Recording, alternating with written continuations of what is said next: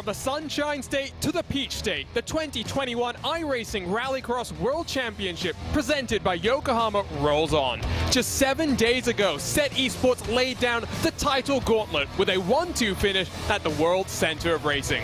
Today, though, the road for $25,000 heads to the Atlanta Motor Speedway, a track notoriously tough to pass at, where joker strategy can be vital.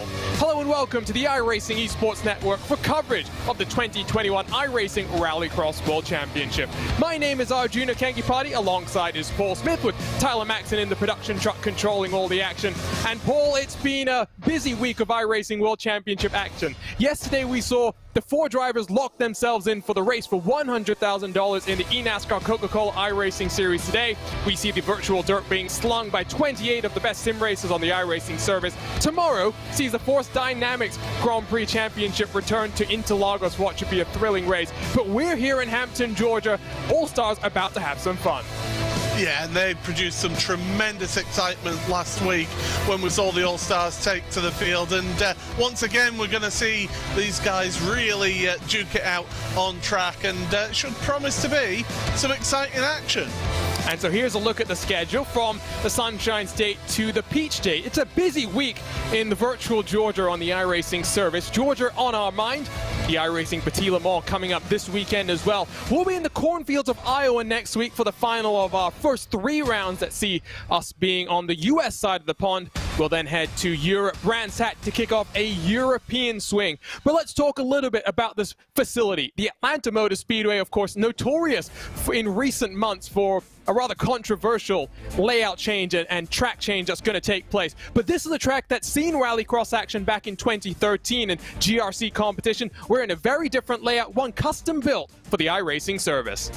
Yeah, we certainly are, and it's an intriguing mix here of the dirt and paved sections. That Joker lap that you see in yellow really cuts out one of the slowest corners on this track, and it has such an advantage, about 8 seconds of an advantage. So that is going to be one of the key things that we see out there today. But it's a challenging track, difficult to overtake on as well, so strategy will come into play.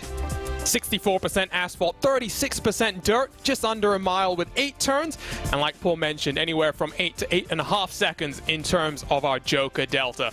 Before we get down to the serious business, like we said, the All-Stars are ready to have some fun. We saw a rather eclectic group of drivers last week, but this time lots of those names return, including some other drivers, the likes of Ryan Vargas, a NASCAR Xfinity driver. Blake Bilko Williams also returns to the iRacing service, a X-Game medalist. We'll be interested to see if next week, with Nitro Rallycross having completed its first doubleheader of action, we'll see the likes of Travis Pastrana, Scott Speed, and so many more return to the iRacing service. But 40 seconds to go in qualifying. Provisional pole, 45 seconds. To give the viewers a bit of an indication on what the World Championship drivers are going to be doing, Paul. Pole position 2 years ago, Sammy Matty Trogan, a 43.891. 12 months ago, John Robertson, a 44.065. Despite the fact that these drivers are on a fixed setup, not as much practice as the World Championship competitors. Connor Martell looking good on provisional pole. Certainly is, and Zach Campbell, of course, one of our Porsche Tagore Esports Super Cup drivers, also taking part in this once again. I do want to give a quick mention, all the best to Jamie Fluke, who's feeling a bit under the weather, which is why he's not joining us for the All-Stars this time out. But yeah, qualifying is done and dusted, and we're getting set for the first of those heats. And so with about 16 drivers in the field, looking at 3 different heats, stack them up for 5 laps of action. 2 drivers will advance straight to our 10-lap inverted feature. Here's the Yokohama starting grid for heat number 1. Connor Martell had a bit of an interesting race last time. He'll be alongside Connor Barry. Parker Retzlaff, winner from the Sunshine State. What can he do from the inside of row 2 alongside Australian streamer Daniel Gray? Blake Bilko Williams in the 222 will line up at the tail end of this 5-car heat. 5 cars, 5 laps, 2 trips to our 10-lap feature on the cars. And Paul, you start on the gravel, on the tarmac here, so it's not as difficult as it was back in the Atlanta short configuration, but that run into the final couple of corners, oh so important. It certainly is, and I have seen, by the way, Ryan Vargas just said in the same, I'm scared. So that sets the stall very well for us all, but that run down to the first corner is key here. Here we go. Rack 'em up, stack 'em up. Let's have some fun. The All-Stars are ready to race from the virtual Atlanta Motor Speedway. Is that a jump start from Martell? We will wait and see. Away we go. Martell rockets off the line. Side by side, Daniel Gray will try and challenge Parker Retzlaff deep under the brakes. He forces Connor Barry wide. They'll be side by side coming through what is the final turn on the track. Side by side over the jump as well. Yeah, of course, got to cross that finish line before you can then take the Joker at any point in this lap. So the driver's now free to use the Joker the first time around when they go past that. Oh, big mistake there, and that's going to be costly out there for Retzlaff. Drops to the tail end. Don't think anyone's committed to the Joker this time around. Oh, you can see Retzlaff has gone straight away trying to atone for his mistake. It is a place where we're going to see some interesting mergers when we get to, especially our World Championship competition. There you can see the cars coming through the tight left-hand sweeper. I think that's Connor Barry, excuse me, that's pulled to the side. Something's happened for the 028. Might be a slowdown penalty, but like I was saying, Paul, that merge off of the Joker, it's so high speed when you commit to that Joker lap compared to the relatively slower speeds of the cars coming through that tight left-hander. Always interesting. We've seen plenty of chaos 12 months ago. Yeah, we certainly did, that's for sure. But right here, right now, certainly these drivers just getting a little bit spread out. Now, what are you going to do? When you're going to take the Joker? Well, Gray decides not yet, and neither does Bilko either, so those two going to be running close together. And look at it through that sweeping hairpin. Oh, clip the wall there. That's not going to help out your vehicle. It's a very interesting track, and you want to carry your momentum all the way out of that left-hand sweeper, get yourself as close to the wall as possible, but very tough to get the car turned in, get the power down. Throttle modulation, the name of the game when it comes to that left-hand corner. Over the jump. comes Daniel Gray. Relatively short jump, but given the way that you land, can take some potential damage from that jump. So have to wait and see if we see any engines going boom in the course of either our All-Star Invitational or our World Championship race. Connor Barry has gone to the Joker. Bilko Williams goes this time around. Look at him, full of momentum, but Connor Martell in control right now, Paul. He's 4.5 seconds clear. I think he's taken to the Joker this time around. Yeah, he's way out west now. He's certainly enjoying himself at the front of the field. And for those of you wondering, on the timing tower on the left-hand side, there you go. You see it light up next to Martell's name. That little symbol there means that he's taken to the Joker lap. And everybody, bar Daniel Gray, has taken to that Joker lap. And so with it being about 7, 8, maybe 9 seconds, depending, especially for these All-Stars, it's going to be a bit harder to judge the Joker Delta than it is for our World Championship competitors, as Bilko Williams gets the rear out, opens the door for Connor Barry. There goes Daniel Gray up into third, bumping and barging. Can Bilko Williams hold on? Oh, they're still side by side heading into those final 2 corners. This is where you can maybe get the cut back, but no. Bilko slams the door shut, and Barry just can't quite do it as they're about to start the final lap. Almost cut the corner there as well, trying to sneak his nose down the inside. These two drivers then looking at those last chance qualifiers. See the timing tower update. All 5 of our competitors have taken to the Joker. Looks like Parker Retzlaff will get on through, only half a second in front of Daniel Gray as they come into the donk slide. Very tricky dirt hairpin where you can see from that wonderful camera shot just how close to the wall they get. Did Gray hit that wall? We heard the noise, and now a couple of half a second further back. Yeah, he's dropped back. He's not looking at getting a position there, so it looks safe for Martell and Retzlaff. The Vermont sports car of Connor Martell over the jump and across the line to win heat number 1. Parker Retzlaff will follow him through. The Arca Menard Series driver who won last week looks to build on that. We talked about some unofficial championship standings. We'll see how they look heading out of the Peach State. Here's a look then at your results from Heat 1. Blake Bilko Williams potentially getting dropped down the order there because it updated just as we took a look at these live Heat 1 results. Martell Retzlaff through, Daniel Gray, Connor Barry, Bilko Williams into the last chance qualifiers. Starting grid for heat number 2, the Porsche Tag Heuer Esports Super Cup driver for Zach Campbell will line up on pole position. He'll be alongside Arrow in that Traction GG car. Landon Huffman, Ron Capps in the always wonderful Napa Auto Parts Beetle will be row number 2. Justin Melillo completes the row. 2 of those Traction GG Subarus. Can they work together to bully their way to the front of the field? Always great to see some diversity as well. That Beetle always looks resplendent in those Napa colors. Oh yeah, it's iconic really, is that Napa color, isn't it? It really is. It suits that Beetle so well as well. So yeah, 2 Traction GG cars together. Will they work together? I don't know, but they'll certainly want at least one of them to be getting automatically qualified. So here we go. 5 more heat racing laps about to get underway. Engines begin to build. We are ready to go. Can see the car squat down, using that launch control to power them off the line. And away we go. Cabs has got a good launch, but not going to be good enough, I think, to challenge Arrow. Campbell uncontested into the first corner. Melillo has got it all sorts of wrong, hanging the rear out. Oh, and Arrow's made a mistake as well. Not a great start for the Traction GG cars. Well, everything's happening. Oh, Zach Campbell doesn't make it over the jump cleanly either. Well, this is a bit of carnage, and Ron Capps finds himself challenging for the lead right now. This is brilliant. Landon Huffman's already had a big issue, so he's not going to be completing these 5 laps. Straight to the consolation, into that very tight right-hander these cars will come. Campbell being chased down by Capps, who's a bit wide. Gets the power down nicely. I think Arrow's had an issue as well, so all sorts of calamities on the opening lap of heat number 2, but Campbell already 1.2 seconds clear. No one taking the Joker this time around. No, but Justin Melillo has had an issue further back as well, so he's gone off. You got Ron Capps running wide. You got Zach Campbell, all sorts of out of control over the jump. Capps could win this heat here.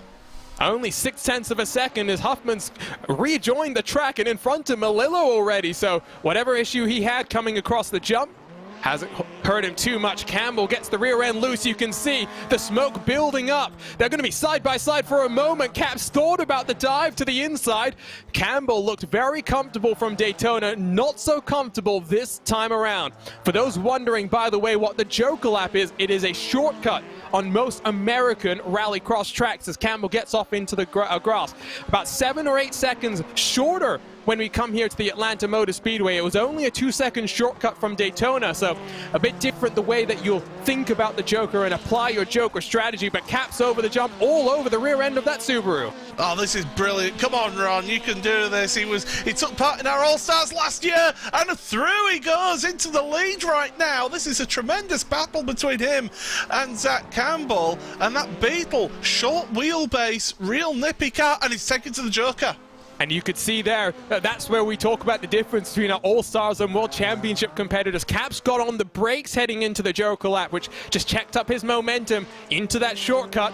Did kind of scare Zach Campbell, I think, for a second, so both of them having to back out. The gap between Caps and Campbell is about 7.5 seconds. Aero has also taken to that shortcut this time around. There's the Traction GG car landing on that jump. And across the start-finish line, Melillo, more issues for him. Doesn't look like he's going anywhere right now. Does Campbell commit this time around? 2 laps to go. We'll have to wait and see. Wonderful move from Caps to get that move done though, Paul. Oh yeah, and that's it. He did it on track. It wasn't anything to do. There's the Joker taken by Zach Campbell, and he does get ahead of Caps. But right now, don't forget, it's the top 2 that get qualified automatically into the final. And well, Campbell is pushing hard, a little too hard there. So Campbell and Caps are comfortable. They're about 2.5 seconds. Oh no! Oh no! Ron Caps around. Here comes Aero up into second. Oh, you had to go and do it, didn't you? Given the curse of the commentator. You say he's comfortable and then he goes off. I was going to say they were comfortable. No need to fight it out because, of course, we invert the grid. So Caps. Oh! And now Zach Campbell's got things wrong. Lighting up the rear end of that car. Maybe locking up the rear tires using that handbrake. Aero now 1 second behind. Well, we say that these drivers give us some entertainment on a Wednesday evening before the World Championship. This is very entertaining. And we don't know if Campbell's maybe got a slight problem or something because he's all over the place. Or maybe he's just having a bit of fun there. Although that's cutting the last corner. Yeah, does he have a slowdown? That's the question. Here comes that Traction GG car. Across the line, Campbell will take the win by the narrowest of... Oh no, he slowed down! Aero's going to go through to the feature race. He'll start in the penultimate starting group, so he'll be back in 9th position. Zach Campbell then will line up in 7th. I wonder if there's some gamesmanship there. Zach Campbell knows there's an invert coming for that feature race, Paul. He mentioned that to me in the build-up. I wonder if maybe it's just some games being played there. Oh, absolutely. He didn't want to win that race. I think that's part of the reason why he wanted Caps in front of him. But already, no stopping with the action here. On to the 3rd heat. It is frenetic in rallycross action. GoPro Lopez will start on pole. Great to see the Team Fordzilla car back in action, representing Ford with that Fiesta. Craig's setup shop. Wonderful drive for Craig Williams to take home a being positioned last time out. He'll start on the outside of row 1. Luke Knupp, Quirketize row 2. Ryan Vargas joins us for All-Star Invitational action. He'll be the final car in our 5-car heat. 3 heats then in today's action, the final one of them about to get underway. All 3 manufacturers represented in this one. That is what makes these All-Star Invitationals so very fun. Wait for the lights, wait for the run into that double right-hander. Quirketize already leaning on the launch control. We are away for 5 more laps. Ryan Vargas doesn't get off the line, but the rest of the grid screaming down into that corner. Contact, up and over goes Craig Williams. Oh, that Beetle just getting absolutely battered into the outfield there by GoPro Lopez, and that's just going to allow Luke Knupp into the lead of this one. So Knupp is in the lead.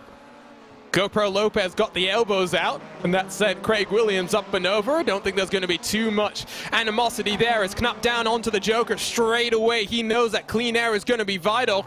Qualifier follows GoPro Lopez around that tight right-hand hairpin.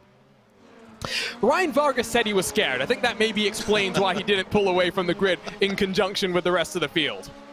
Yeah, I don't think he wanted that bad a start, though. That's that's what I don't think. Oh, Quirk just running a little bit wide there. And Tyson Mayer, well, he's having to get himself composed. And you can see how many of these All-Stars have really been struggling with that jump.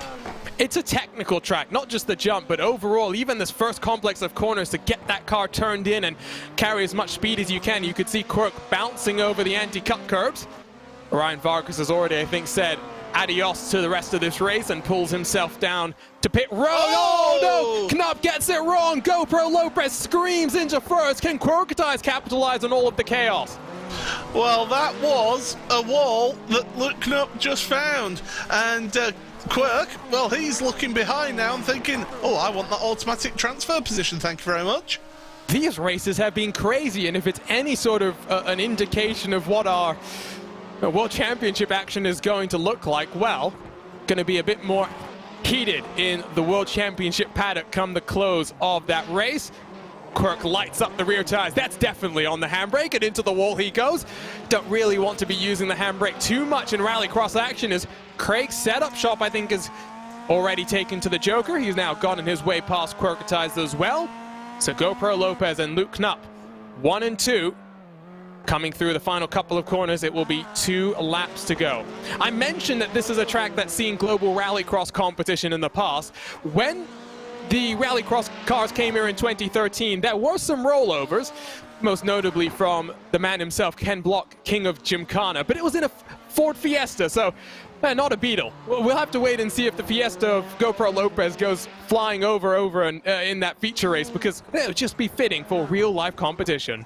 Yeah, like real life, like the sim, and yeah, GoPro Lopez currently in the lead. He's got that, I'm not going to say comfortable gap, because I'm not going to give him the commentator's curse like you did with Mr. Caps last time, but here we go into the final lap of this race, and if I'm Knupp, I'm happy sat there in second place right now.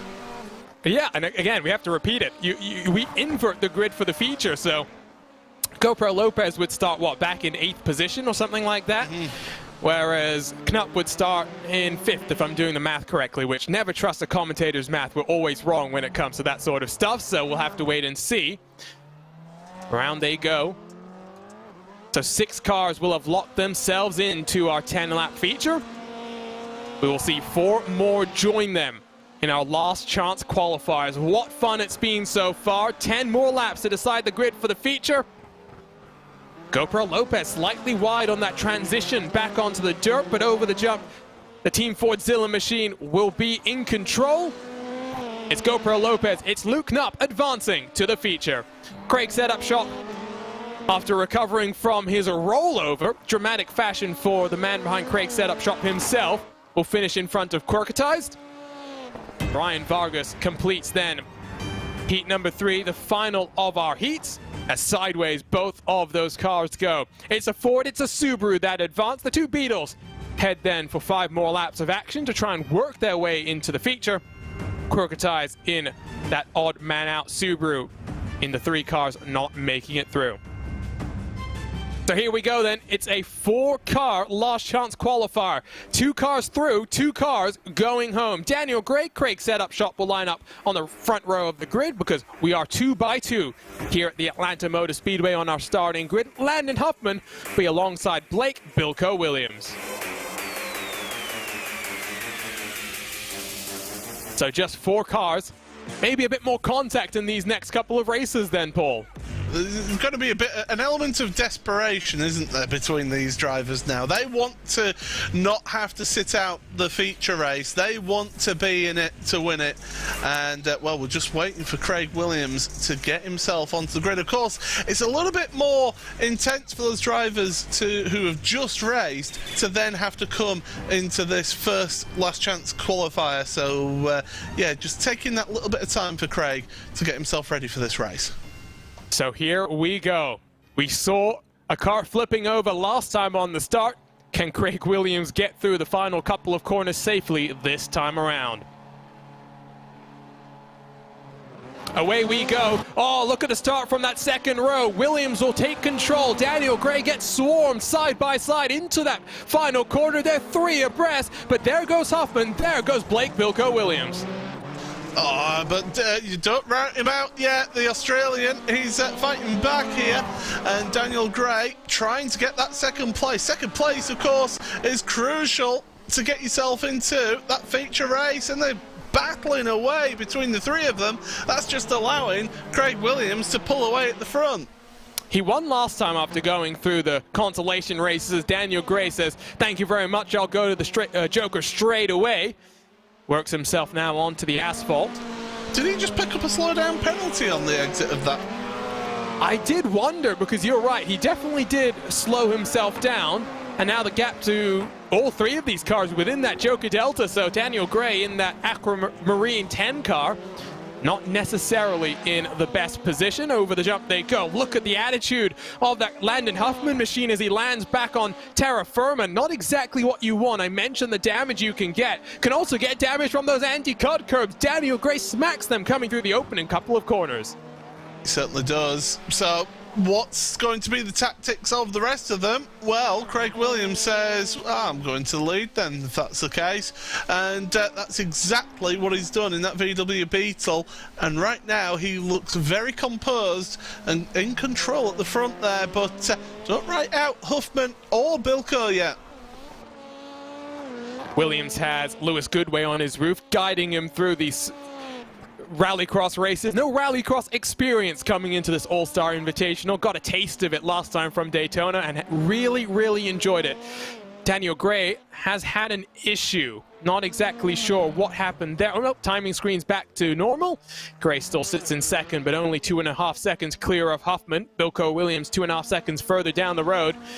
Looks like Bilko Williams really in some trouble if he wants to try and advance as Huffman takes to the Joker this time around. That 222 is going to need to pick up the pace. Shows some of that X Games potential that we've seen. X Game medalist multiple occasions as Bilko Williams, but not necessarily having the pace just yet. Obviously the first time we've seen him since the previous All-Star Invitationals that we ran earlier in 2021 back on the iRacing service.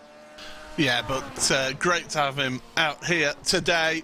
Gotta say, it's great to see some of these names coming into this All-Stars event here. There's Huffman on the top, there's Williams on the bottom there. So they're the two that are currently going through to the feature race.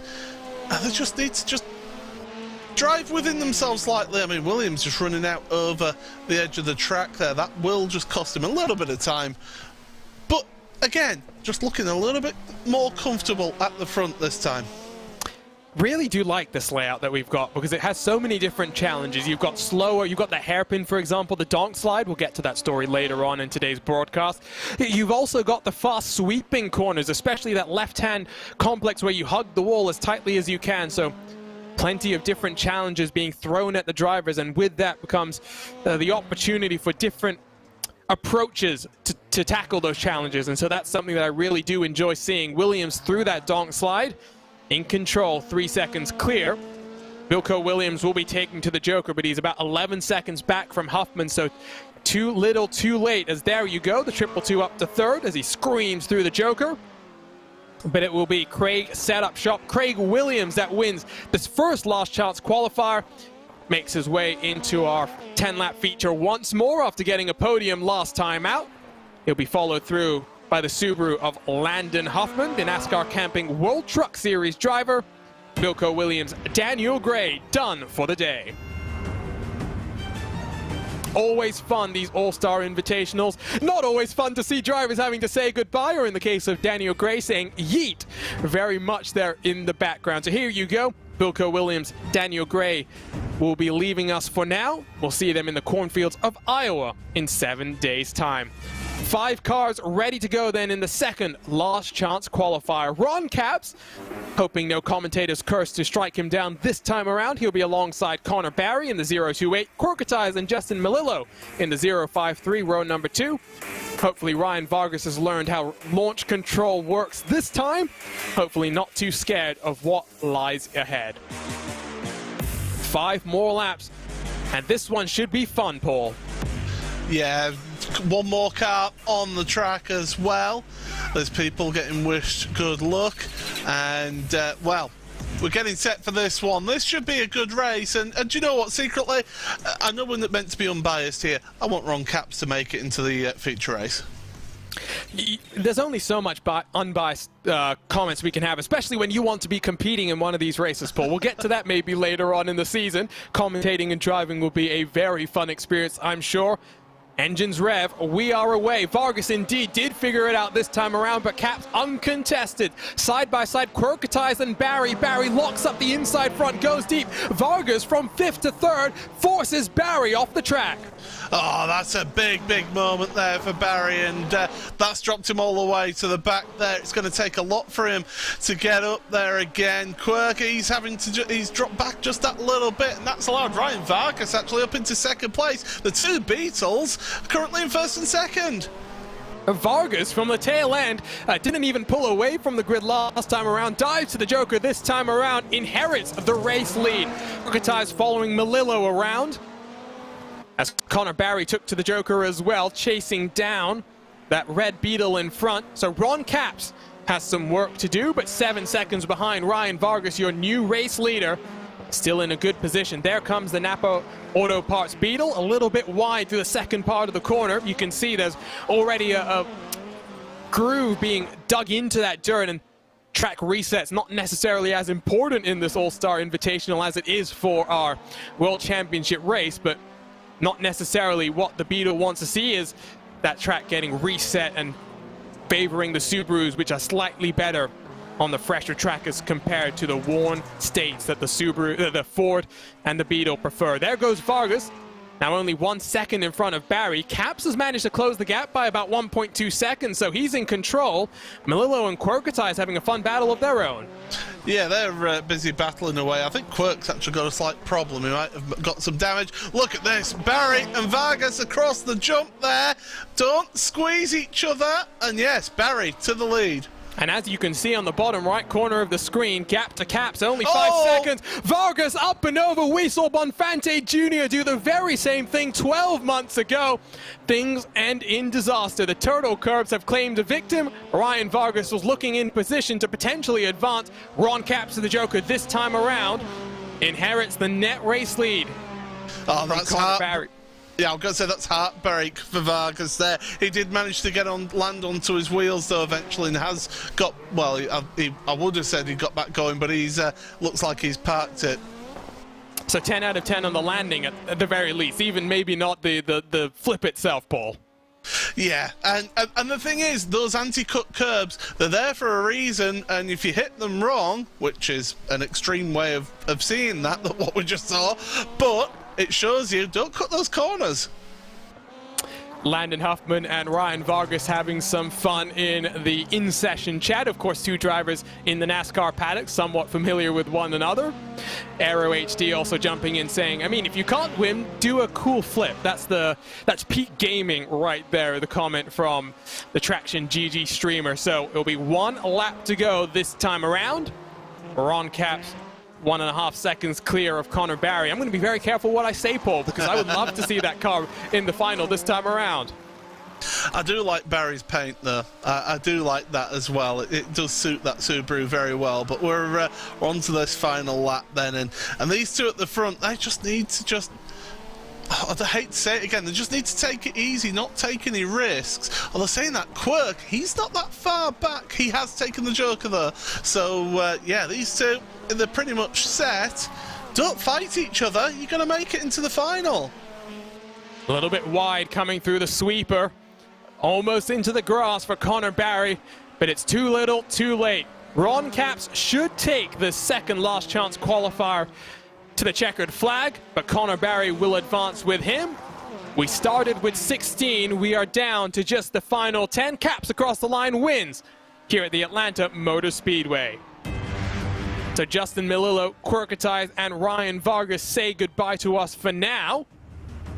And hopefully we see all three of them from the Iowa Speedway, the fastest short track in the world when it comes to oval racing.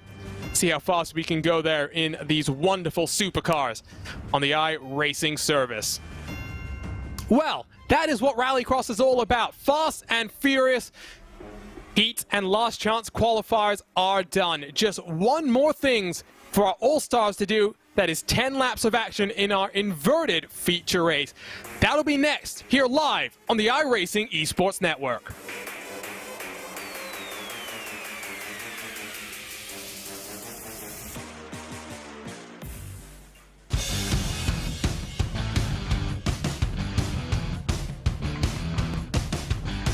Take your driving.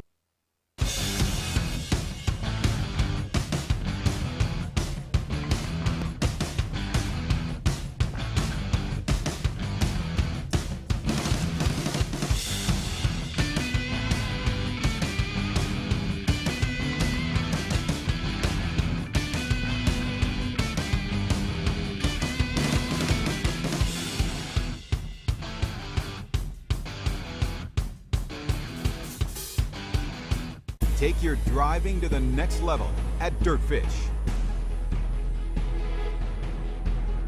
Gain confidence behind the wheel of an all-wheel drive Subaru STI or rear-wheel drive BRZ.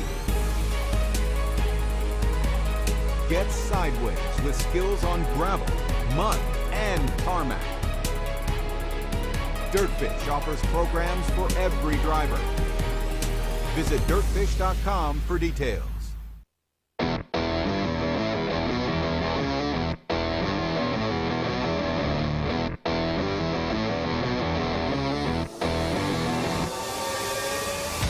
Welcome back to the iRacing Esports Network for coverage of Round 2 in the iRacing Rallycross World Championship presented by Yokohama.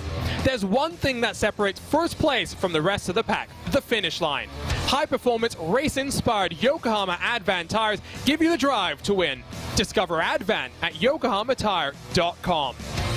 10 laps left for our All-Stars to have some fun, but they are having to come to grips with the tricky Atlanta Motor Speedway. My name is Arjuna Kankipati, alongside is Paul Smith in the commentary booth, Tyler Maxson on production, controlling all the action. And Paul, I mean, this is really one of the most technical challenges across of IRX competition here on iRacing, and we saw rollovers, we saw mistakes, we had it all, but we still got 10 laps to go for these All-Stars to have some fun.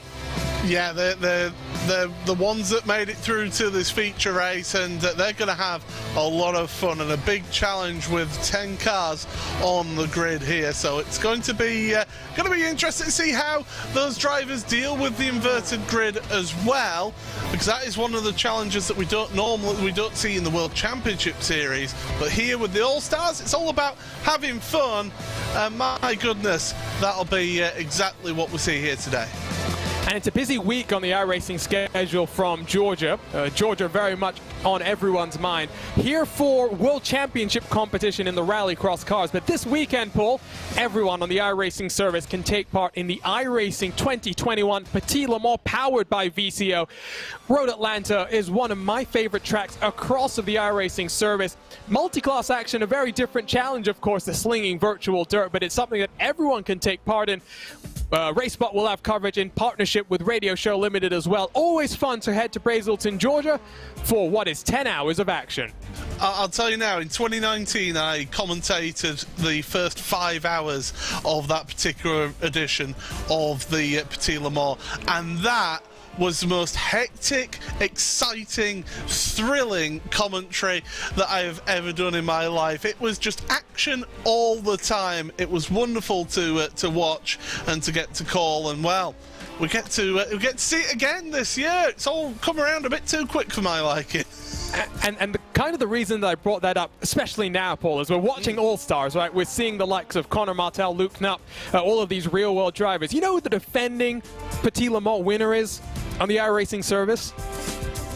You're going to tell me anyway, so who is it? It's a certain Max Verstappen. Yes, that Max Verstappen, and I really don't know. Obviously, Formula One has an off week this coming weekend. We might see him back in action with Team Redline looking to defend his throne. I don't know who that is. Must be somebody new. I'm sure he's got a long career ahead of him here on the iRacing service, that's for sure. No, he's a talent. He can, you know, give him something with an engine and wheels, even if it's simulated, and he can drive it fast. That's the nature of the kid. He's a young lad compared to me, yeah, he certainly can pedal a car. Can pedal it, whether it be a Formula One car or whether it be one of these supercars that we'll see in action right now. 10 laps, it's an inverted grid, but we are ready for round 2 in the iRacing All-Star Invitational presented by Yokohama. It will be Connor Barry, Landon Huffman on the front row of the grid, Ron Capps and Craig setup shop on row 2. An old Beetle affair on that second row. Luke Knupp, Zach Campbell, 5th and 6th positions. Knupp, one of the youngest drivers in the field, also one of the most credentialed in real-world competition. Parker Retzlaff, GoPro Lopez on row 4, while Aero and Connor Martell, winners in their respective heats, have to start all the way at the tail end of the field.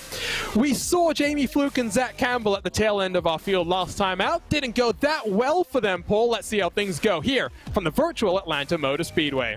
Yeah, it could be carnage, it could be chaos into those final 2 corners at the start. Certainly one that we'll be looking out for. When do you take the Joker as well? That's going to be crucial. Timing that Joker, getting the run also in towards what is turn number 1 on the start, but the final couple of corners on the lap is going to be crucial. Rack them up, stack them up, and let's let them rip for 10 laps of action here in the iRacing All-Star Invitational. Away we go. Ron Capps with a monster launch down the inside. Connor Barry gets muscled out, but he gets the elbows back out and spins Ron Capps. Craig Williams goes sideways. Zach Campbell managed to hold on to it, but Landon Huffman, Luke Knupp, 1 and 2, sideways, side by side over the jump.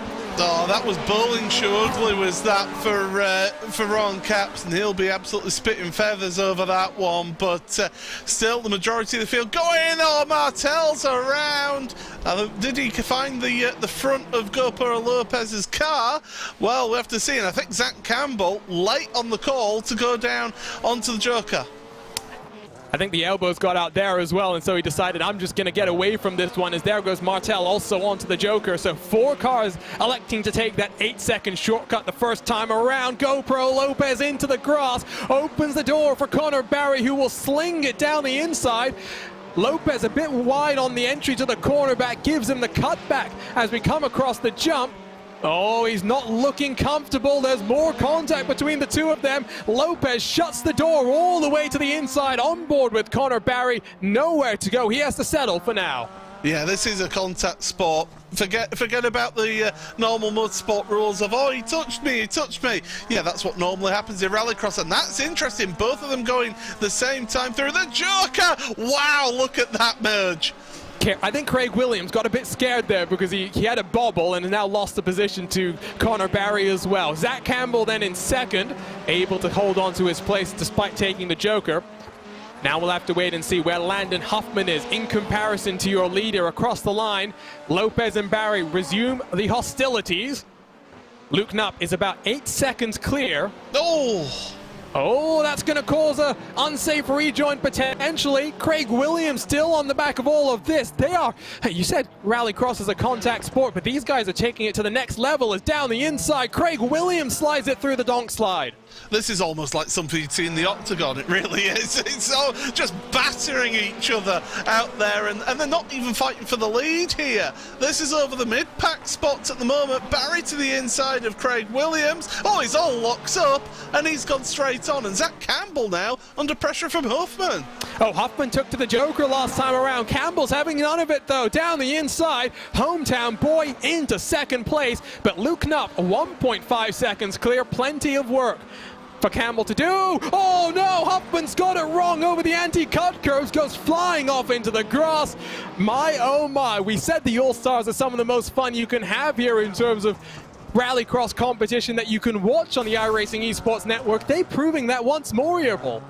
I don't know whether I'd want to actually be out there. They're ultra competitive, aren't they? They're not afraid to get the shoulders out, and here we go.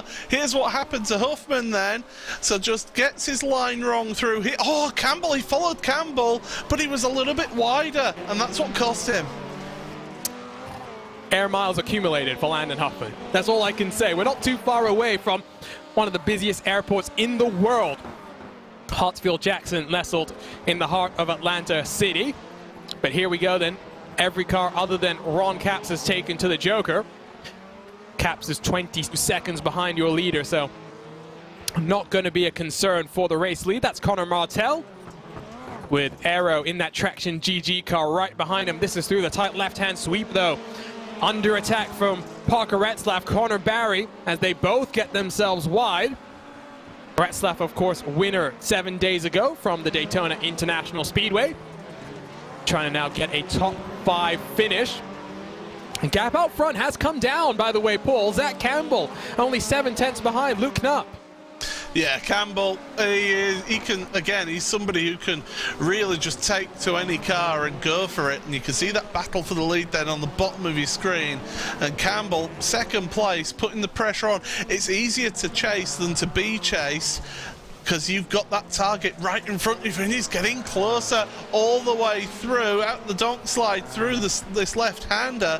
And Campbell, he's got the bit between his teeth. He played the game in that heat that he ended up finishing second in, but right now he's going for number 1. Oh, and top of your screen, Parker Retzlaff says, I'm not having this anymore. Down the inside, Retzlaff rips 5th position away from Connor Barry. That was physical.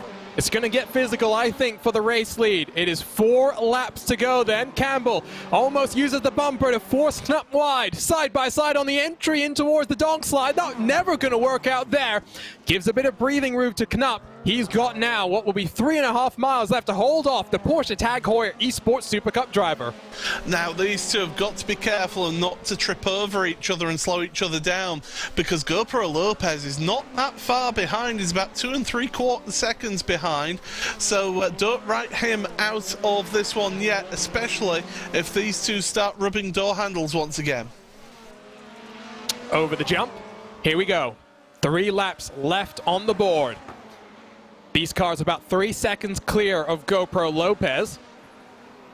Not really too much fighting going on right now. Into the donk slide once more. Both Subarus out front. Campbell, look how close he gets this time around. He was playing the game in the heat races, but he has turned up the pressure to maximum attack. Gets a bit of a bump there. Might actually give him a quite nice run down out of that left-hand sweeper onto the tarmac once more. And into the final couple of corners. Here we go. I think Knapp's looking pretty comfortable now. Campbell's going to have to throw everything and the kitchen sink at the driver in front, as I think Connor Barry's had an issue. You can see left side of the screen, the 028 slides down to 8th position. Yeah, you can see how Knapp takes a different line through those final 2 corners, really swings the back end out there to try and get it nice and straight out that final corner, so he gets a nice straight entry into the jump. And Campbell, time's running out for him. He had contact, he made a little bit of contact on the exit of the donk slide there, and that's what unsettled his car. Lost him some time. He's got it all on, and with just about 1.25 laps to go. Oh, into the grass he goes.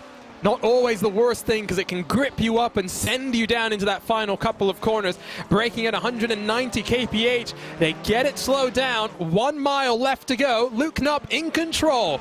But never say never. Zach Campbell, a Georgia boy of his own, wants to try and take victory. 0.6 of a second, the gap. Oh no, Campbell launches it over the anti-cut curves. That might give him a slowdown. We'll have to wait and see. Gap still 0.8 of a second.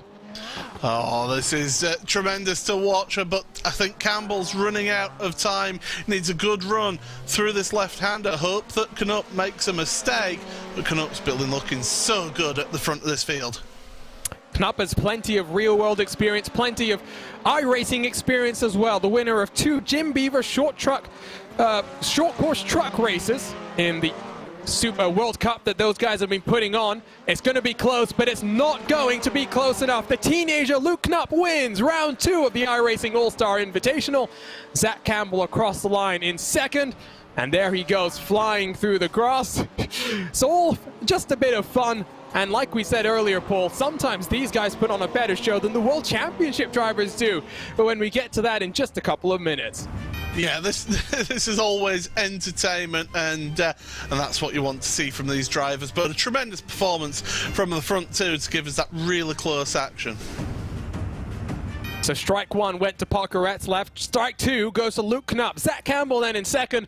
GoPro Lopez, Craig Setup Shop, and Connor Martell to round out the top five. Arrow, Parker Retzlaff, Ron Capps, Landon Huffman through ninth. Connor Barry, the issues mounted up. He finishes then down in 10th position. Very significant damage to the front end of his 028 Subaru. Finishes 32 seconds off the pace. So that is round two in the books. All-Stars always do put on a show for us here, Paul. And my, oh my, I mean, Atlanta, we were saying it can be hard to pass, but I think we saw a pass at every single corner on the track here in the last hour of action. I hope the World Championship drivers are watching and taking notes. Yeah, that was, okay, World Championship boys, you think you're good? Well, try that. Try beat that, because that was absolutely sensational. Loved every minute of that, and I cannot wait to see what our World Championship drivers can do. And speaking of those World Championship drivers, they are getting ready to go. We'll be watching them in about 15 minutes time take to the track for qualifying. They'll go through their own set of heat races, last chance qualifiers, and the feature race itself as well. We'll hopefully get some interviews here in the coming couple of minutes on the iRacing Esports Network with some of our All-Stars. Had some entertaining interviews last time, to say the very least. Craig Williams finished on the podium, then popped out straight away to go pick up his wife from some medical appointments. So got to speak to him from inside his car. Not the virtual one, but the real one. But anyway, let's take a quick break here on the iRacing Esports Network. We'll have more post-race coverage from the All-Stars coming up after this.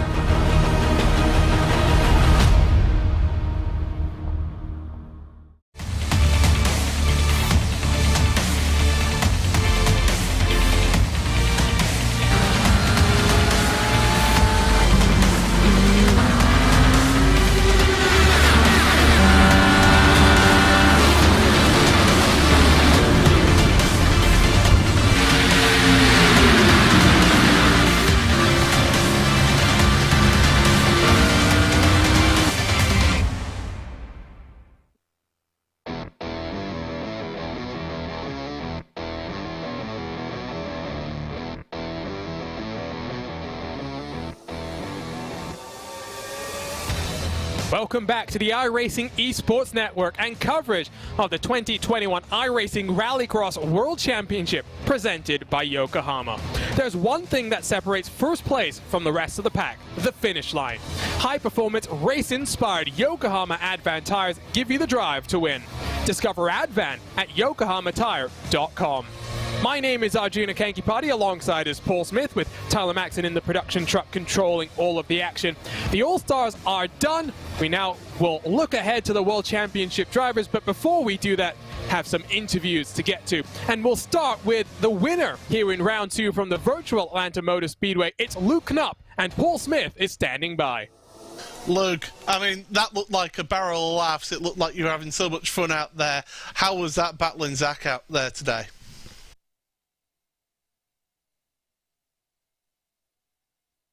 Luke, have we got a copy with you? So might be some technical issues. We'll try and dial up Luke Knupp on the line in just a few moments' time. Let's talk to Zach Campbell then, the Georgia native who is standing by with us right now. And Zach, well, you're here to have some fun. Had a bit of physical fun last time out in round one from the Daytona International Speedway, but this time around, second place finish. It did look like a lot of fun for you there, battling with Knupp across the line. Yeah, honestly, the race was just really, really fun overall with Luke there. I really enjoyed it. The invert's a little bit strange, makes things a little hard, but being able to get up with Luke and kind of brawl there for those last few laps was really, really fun. I know I was definitely not as consistent as he was, so he was definitely able to have a little bit of an edge on me there.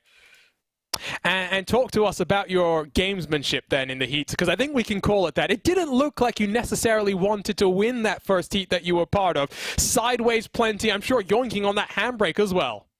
I don't know what you're talking about, actually. We left the windshield wiper motor on, and it robbed power down the last straightaway. I don't really know. It was a little down on power. We took her in during the warm-up. The crew put a brand new motor in it. It was putting up good numbers on the dyno. We put her in, and she was flying for the feature. So yeah, just a little bit of engine problems there in the heat race. Talk to us about your new career step, as it were, here in sim racing. You were obviously part of the Apex Racing team for going on about 2.5 years, but now part of Coanda Simsport. These have been your two official races as part of the purple and orange so far. Of course, when World Championship competition commences for you next year, you'll be competing with them in the Porsche Tagcore Esports Super Cup. But just having some fun here on the iRacing service. What's it looking like for the rest of the year now joined up with the Coanda guys? We'll figure out. It was a little weird switching mid-year. So really, I'm just doing things kind of as we come to it. This was something that came up that was a good opportunity just to kind of get out there. And so being able to come into such an organization, it's really good, but it's also something where we always got just prior commitments and things. That people already signed up for and everything. So hopefully we're just taking the opportunities we come to them. We ran Assetto Corsa a couple weeks back. We ran a little bit of R Factor 2, doing a little bit of spotting here and there, just trying to help out the guys. So it's fun, but I think our next big deal is Porsche Tagcore Esports Super Cup here coming up in January. You're obviously watching the Contender Series as well and watching who's going to be competing with you. Thanks for joining us, Zach, and hopefully we'll see you in the cornfields of Iowa next time around. Yeah, no worries. Thank you for interviewing me and letting me figure out which track it is before 2 hours before the race this time. Glad that I can learn that information, and yeah, really happy to compete next week too. So there was Georgia's Zach Campbell, and I do believe we have Luke Knupp standing by. Paul, take it away. Yeah, have we got a copy with you, Luke? Yeah, I'm here. I thought you were going to troll me and just not say anything at all, but congratulations on the win there.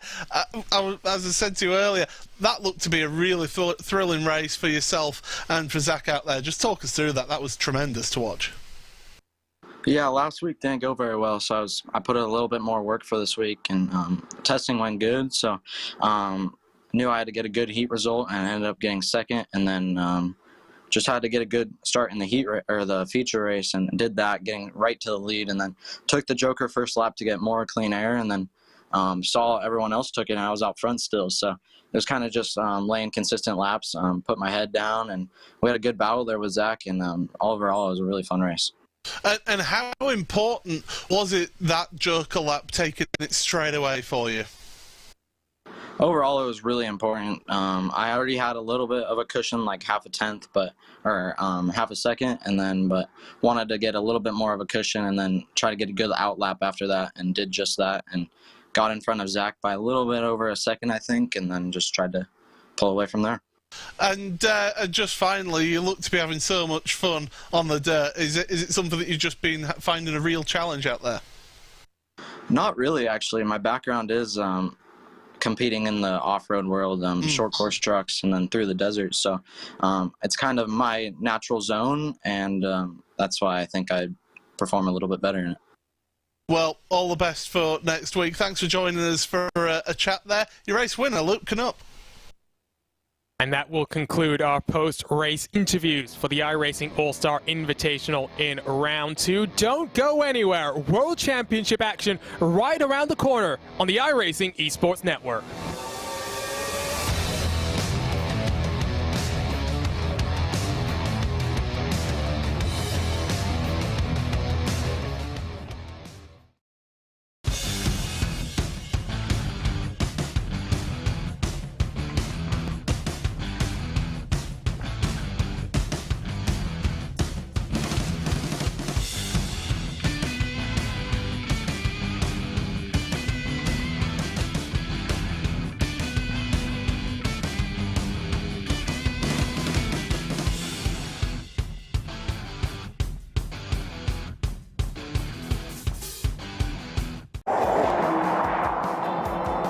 Today's new cars have upwards of 100 computers in them and a dashboard rivaled only by a commercial airliner. But wouldn't it be nice to really know what all that does for you? At Roadshow, we demystify the world of modern transportation with reviews of your next car, the latest news on what's changing the industry, and videos covering every screen and every new feature you'll encounter in the driver's seat. Get informed, get smart, and get going with Roadshow. Take your driving to the next level at Dirtfish. Gain confidence behind the wheel of an all-wheel drive Subaru STI or rear-wheel drive BRZ. Get sideways with skills on gravel, mud, and tarmac. Dirtfish offers programs for every driver. Visit dirtfish.com for details. This is iRacing, the world's premier online racing game. iRacing puts you in the driver's seat to experience today's newest form of competitive motorsport, virtual racing, all from your home PC.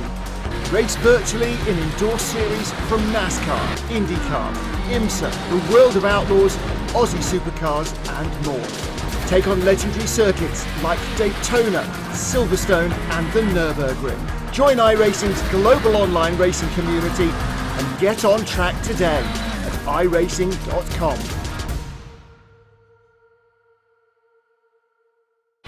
In 2018, Nitro Rallycross took the racing world by storm with the biggest jumps, the best drivers, and the most intense action ever. In 2021, Nitro Rallycross is expanding with 5 epic races. From the mountains to the Great Lakes, the desert, and the Sunshine State, Nitro Rallycross is coming to a racetrack near you. Nitro Rallycross, the series, revving up and taking off this September.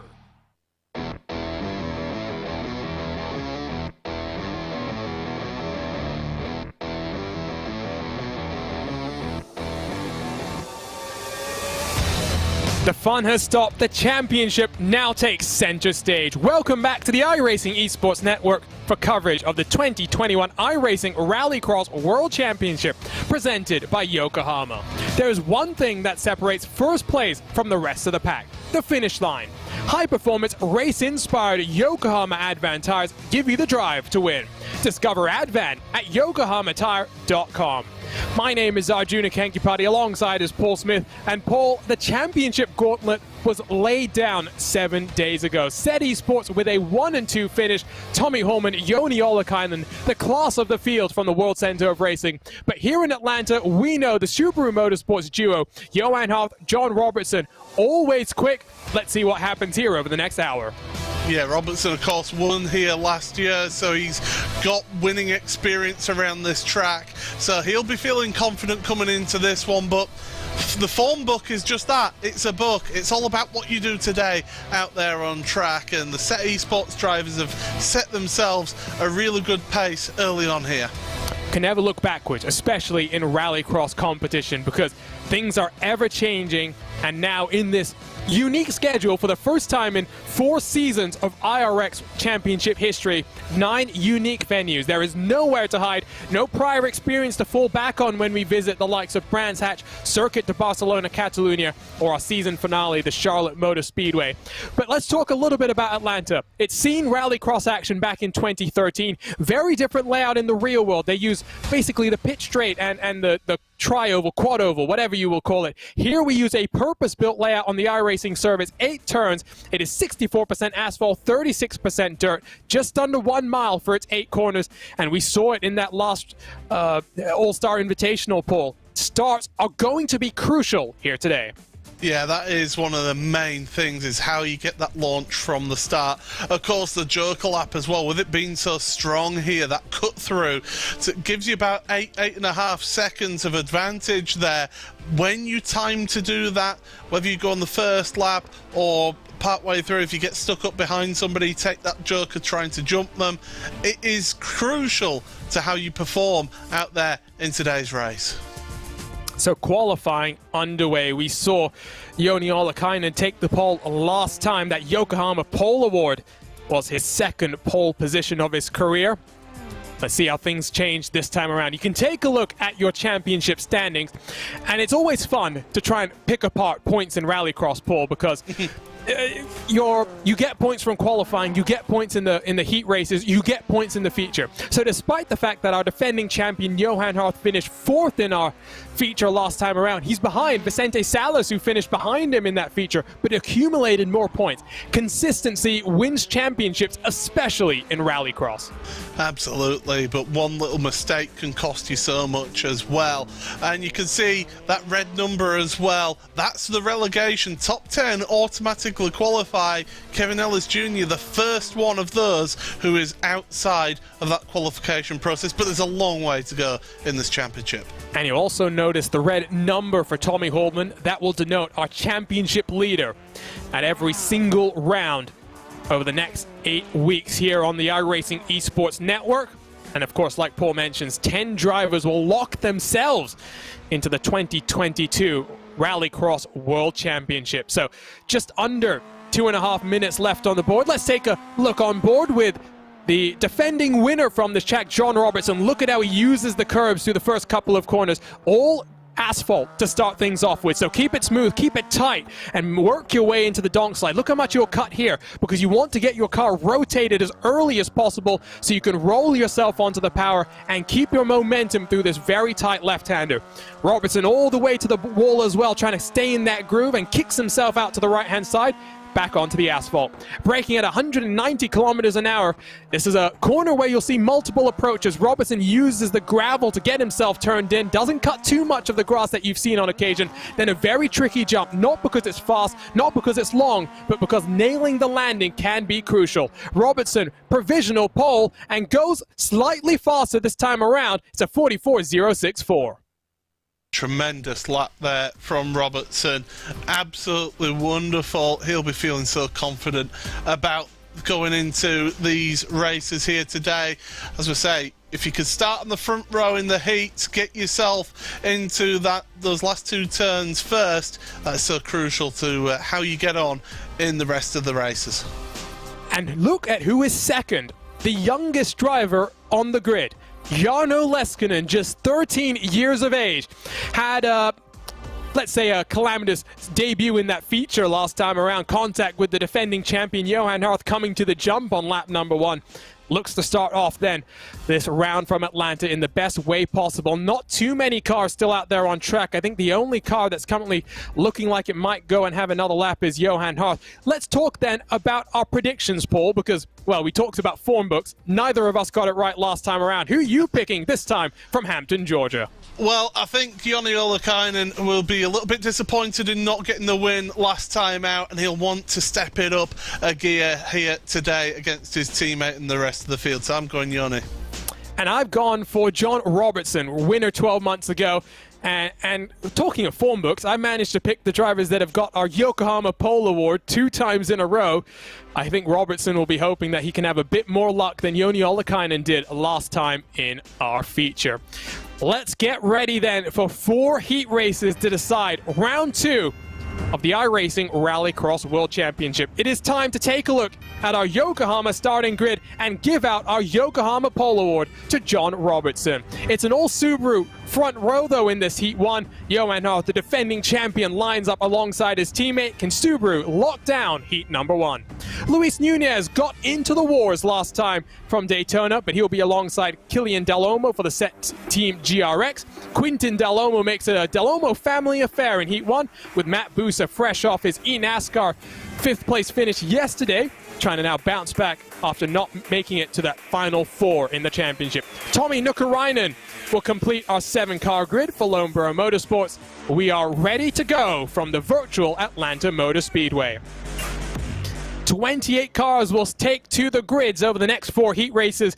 We will whittle it down to the fastest 10 of them and get ready for those final 10 laps of action in our feature race. Away we go from Atlanta, and Johan Harth has got the jump on his teammate. It's Subaru 1 and 2. Harth will go into the lead. Robertson gives him just enough space. Kilian Dalomo has his brother for company, Quintin Dalomo, right behind him. Across the jump we go. Luis Nunez side by side with Matt Busa. Oh, this is a tremendous start from that Subaru USA team, and they'll be happy with finding themselves there at the front then. But Johan getting the jump then on John, not the best run. And Johan, look at how late he was turning onto that Joker. John Robertson nearly made contact. Well, there is contact there, and that was Killian Delormeau. Little contact between Delormeau and Robertson, but bumping is racing here in the iRacing Rallycross World Championship. That's one of the tricky things about the Joker, is getting onto the Joker. We'll see what it looks like on Joker merge potentially, because now some clean air for John Robertson. He's only about 1.3 seconds behind Tommi Nukkarainen, so 3 cars took to the Joker. Johan Harth, Quinten Delormeau, Tommi Nukkarainen. John Robertson then in 4th. Will he commit this time around? Because you don't necessarily want to get stacked up behind the rest of your competitors. There is a lone bro car for Nukkarainen.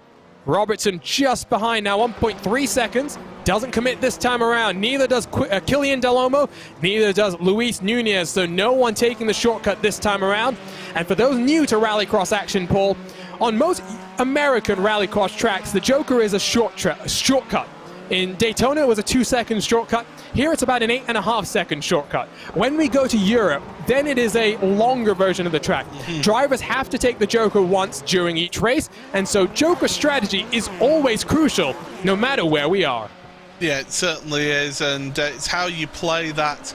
And normally you've got somebody working with you, acting as a spotter, saying, right, okay, you've like right now, John Robertson is probably getting told to take it because he caught right up to the Nukkarainen, and that's exactly what he did. How's he going to come out? Well, he's going to come out in 2nd place, right behind his teammate.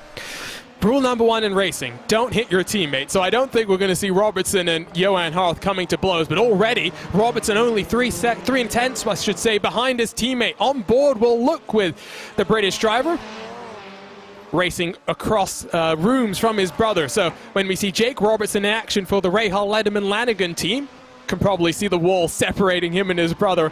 Wonder what the post-race debriefs are like between the two of them, especially if they come to contact. But through into the donk slide they will go. One more lap after this one. Harth and Robertson looking comfortable. Killian Delormeau is 10 seconds adrift from the leader, so a bit too far behind to sneak then past them on the Joker. Yeah, absolutely. It's not quite going to work out for Killian. So those two teammates, they'll be working together. And as you say, they don't want to make contact with each other. They want to give themselves the best opportunity here. So I don't see John really making an attack on Johan on the final lap. They'll just want to make sure they get to the end. I'm sure Parker Kligerman is quite happy to see his Kligerman Sport e-racer car out there on track without too much damage. Not the easiest of debuts for Quinten Delormeau last time from Daytona. Now into the donk slide he works. Might be side by side between him and his brother. Oh, that's also interesting. So many family ties in this World Championship. We'll keep an eye on them. But out front, as Killian Delormeau does take to that Joker, he's going to be just a little bit too far behind. Luis Nunez has managed to squeak on past Quinten Delormeau. That's all for grid position in our last chance qualifiers. But out front, it's the blue and gold. It's Subaru Motorsports USA, the defending Rallycross World Championship, wins heat number 1.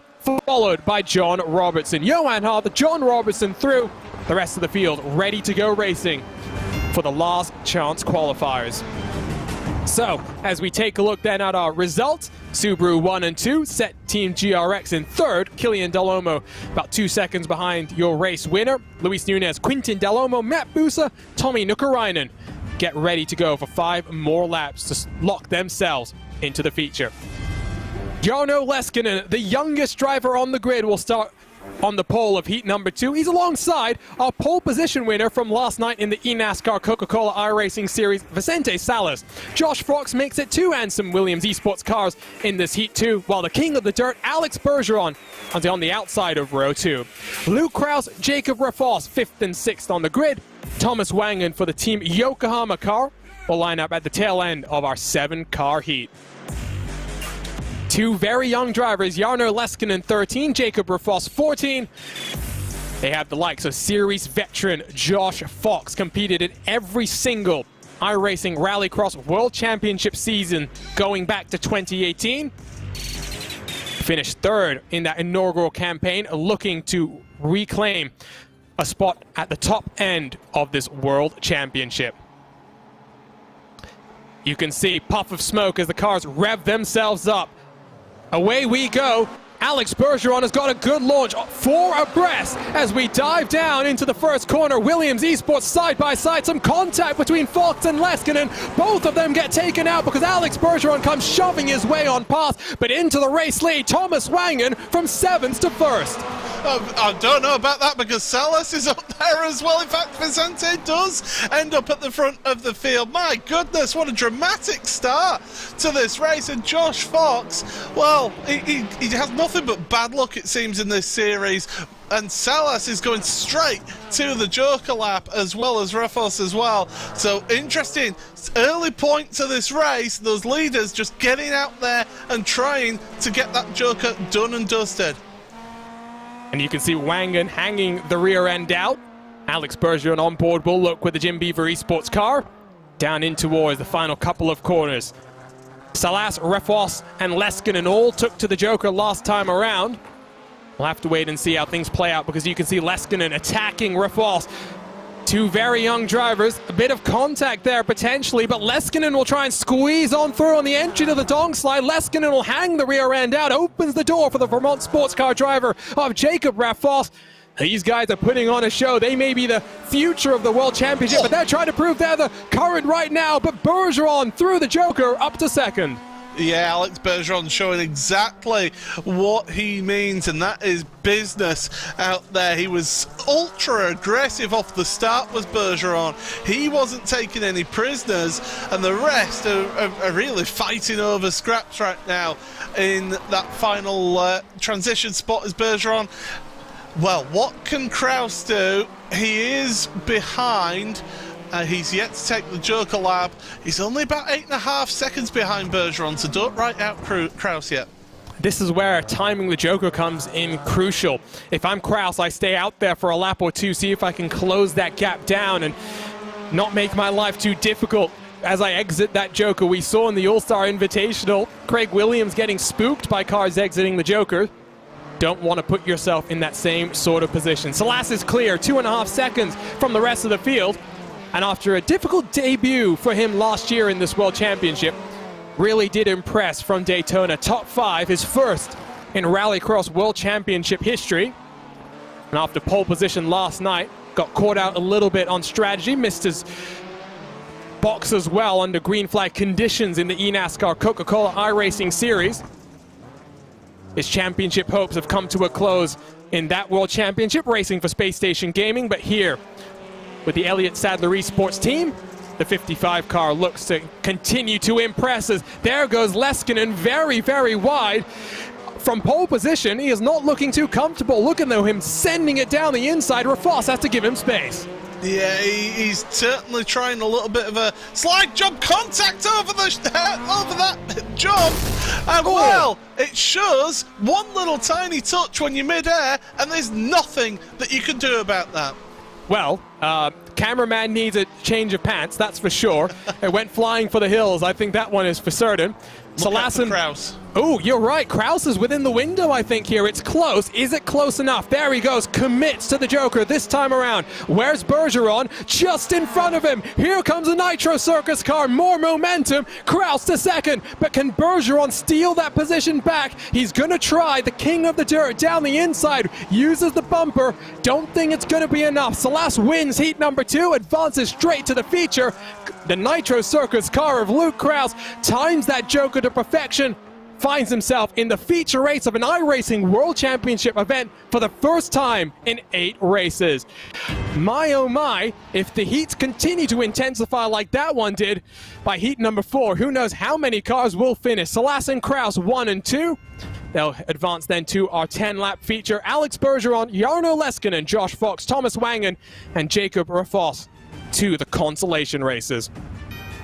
It's an old Rahal, Lenneman, Lanigan front row. Jake Robertson, Kevin Ellis Jr. look to try and bounce back after not making it to the feature last time out. Tommy Holman, winner from Daytona. The championship leader will start on the inside of Otto Kaskinen, Tony Latinmaki, Sindre Silva, 5th and 6th positions. The oldest driver on the grid, Johannes Vahanen in the 0-0 car, will line up at the tail end of this field. My word, Paul. I think that everyone knows it's a tough track to pass at. They are showing that by really getting the elbows out on the start. Yeah, there's an absolute desperation here, and these starts are crucial. It's one of the keys to this track, and we're going to see another start in just a few seconds.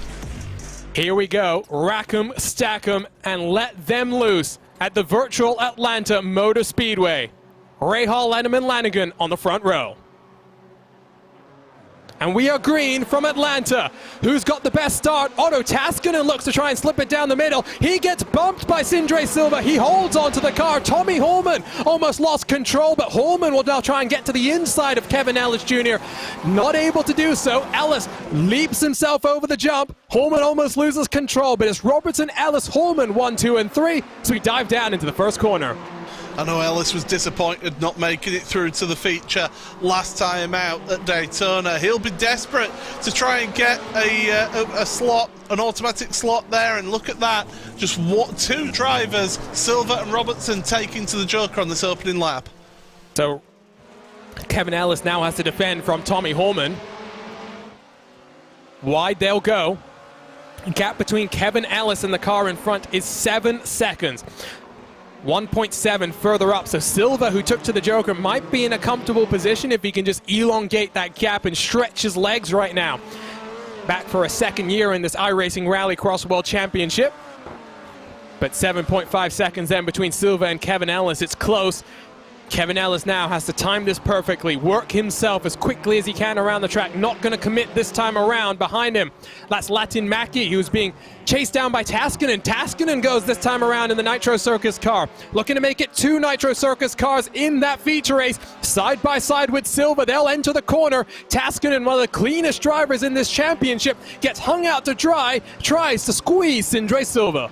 Yeah, that Team Yokohama car of Silver is not having none of it, that's for sure. He's wanting to try and hang on to this, but this is just slowing these two down and allowing Kevin Ellis to catch up in all of this. Ellis yet to take the Joker. You can see that on the timing tower there. He is going to be in the prime position for second place. Yeah, he's already within the window, now 6 seconds in closing, so Kevin Ellis will have a big smile on his face. Tommy Holman hoping not to go, I think, to those last chance qualifier races, but it's trending that way. That Nitro Circus car looks lovely, I must say. The 199 car, well, it's usually Travis Pastrana's number, but Nitro Circus have done a great job bringing that to the sim world and bringing their flamboyance to the iRacing service as well. Looking rearwards from the Porsche Tagore Esports Super Cup race winner, Kevin Ellis Jr., on board now with the championship leader. Holman has some pressure here, Paul, because if he has to go through those last chance qualifiers, there's nothing guaranteed. Unlike what we saw in the All-Star Invitational where 2 drivers advance, only 1 driver from each of those last chance qualifiers will go through. As Holman to the Joker this time around, where is he going to come out? In front of Silva, in front of Taskinen. Yeah, he will have got the call from his spotter. Get out of that dirt, get out from behind Kevin Ellis. Try and get yourself a little bit of cleaner air, and also try and get onto the tail of Robertson. So that's what we saw there, as we're still seeing this battle between Silva and Taskinen. So it's half a second between Robertson and Holman. Kevin Ellis is looking good to slide his way between the 45 and the 87. Final trip around the Atlanta Motor Speedway in heat number 3. Oh, these guys going hammer and nail at this right now. Bit of bumping on the entry to the donk slide, but watch out. There's Kevin Ellis, commits. High-speed merge. How close is he going to be to Tommy Holman? They're going to be side by side, but Kevin Ellis Jr. has the position. It's a Rahal, Letterman, Lanigan, 1 and 2. John Robertson has company in the final. It will be Jake Robertson to take the checkered flag for heat number 3. Kevin Ellis Jr., disappointed to miss out from Daytona, makes his first feature event in the iRacing Rallycross World Championship. That was close and gives you an indication of just how important timing the Joker can be. But for Rahal, Lenneman, and Lanigan, after both their cars missed out in Daytona, they both find their way into the feature here in Atlanta. Championship leader and race winner from Daytona, Tommy Holman, has to now head to those qualifiers, while Tony Latin-Mackie, Sindre Silva, Johannes Vahanen, and Otto Taskinen round out the Heat 3 results. Here we go then. Fast and frenetic rallycross action, already time for the final heat of the day. Here's a look at your Yokohama starting grid. Joni Ollikainen lines up on the pole alongside the Australian Bo Albert, looking for more redemption after a very difficult race at Daytona. Rasmus Tuominen will line up inside of Marcos Matamoros, Luis Lejeune, Atu Hakkilahto, 5th and 6th position, while Garrett Maines, after an impressive run yesterday in the eNASCAR iRacing Coca-Cola Series, lines up at the tail end of this grid with lots of work to do. It is a field full of Subarus. You saw the one and only Ford in action last time out. That was Johannes Vähänen in the 00. But the Subarus are ready to go. 5 more laps of heat racing action here from Hampton, Georgia. And it looks as though all 7 cars ready to rumble. Engines rev, we are racing. 5 more laps, and Joni Ollikainen has the jump. Marcos Matamoros side by side with Tuominen. Maine sends it down the inside, gets the elbows out. 3 abreast, never going to work. Causes a huge checkup. Joni Ollikainen will lead from Bo Albert, though. There is side by side Luis Lejeune with Atu Hakkilahto. Yeah, Albert wasn't having anybody try and take that second place from him. He was determined, was the Australian, to get ahead. Now, when are people going to take the jokers? Well, the front 2, they take it straight away, as does Hakkilahto as well. So 3 drivers. Oh, is that Hakkilahto hitting the wall on the exit the joker lap? I'm curious what happened not just there, but also to Tuominen, who has now dropped to 6th position. So a driver we know has plenty of experience, both in the real world and in the sim, struggling here. There is the Sonax Ed Carpenter car for Luis Lejeune. 4 seconds behind Hakkilahto in 3rd. As across the line, lap 1 in the books. Ollikainen, Albert, and Hakkilahto have all taken to the joker. It was an almighty send from Garrett Maines, has only got him up into 5th position. As Luis Lejeune looks like he's committing to the joker. Can already tell that he's going to be behind Bo Albert because Albert has gone through that tight left-hander. Lejeune will emerge in 3rd position. 1 second behind the Australian with some work to do. What can the Frenchman do? I'll be honest with you, I don't think he could do much. He's got to hope that the front 2 make a mistake, possibly off of this jump, because we know from seeing other races here today that that jump is no guarantee for you to come out clean. But right now, Lejeune, he's made a little mistake actually running wide, and that just had him slow down a little bit, and that's just allowed Bo Albert to pull away to 1.5 seconds. I don't think we're going to see too many changes here, because for Maines on back, the driver is yet to come down onto the joker. About 10 seconds behind Bo Albert in 2nd. So as Albert hangs the rear end out, gets into the grass as well, I have a feeling that Ollikainen and Albert, if they can keep things clean for the next 2 laps, the next 2 miles, they'll find themselves straight through to the feature, on board with the Australian, now in that Altus team house. And I was talking with his spotter, Matt Madigan, after the calamitous race that was Daytona for him. And the one thing that we know is that Bo is a passionate driver, and he exudes that passion whether he's out on track, whether he's streaming these races as well. The one thing that Matt has kind of been helping him with, though, is the mental side of things, Paul, because that is so important when you don't have physical sensations. Relying on your mental state is ultra important, and that's why Matt has been kind of helping Bo with mindfulness, you know, all of that meditation things that can really help you calm down. And so I think the Bo that emerged from Daytona is a very different Bo to the one that would have emerged 12 months ago. Yeah, when things don't go your way, it's how you react to that. And, you know, Jackie Stewart used to always say, take the emotion out of your driving. Don't let your emotions take over. Think with a clear mind, and you will be very consistent and very successful. And right now, Ollikainen and Albert are doing exactly that here in this final heat. Lejeune has managed to hold his position in front of Tuominen, who has come down onto the joker. And as we are on the final lap of this race, Ollikainen in control for SET Esports. Disappointed to miss out on victory last time around, as Garrett Maines has managed to joker in front of Luis Lejeune.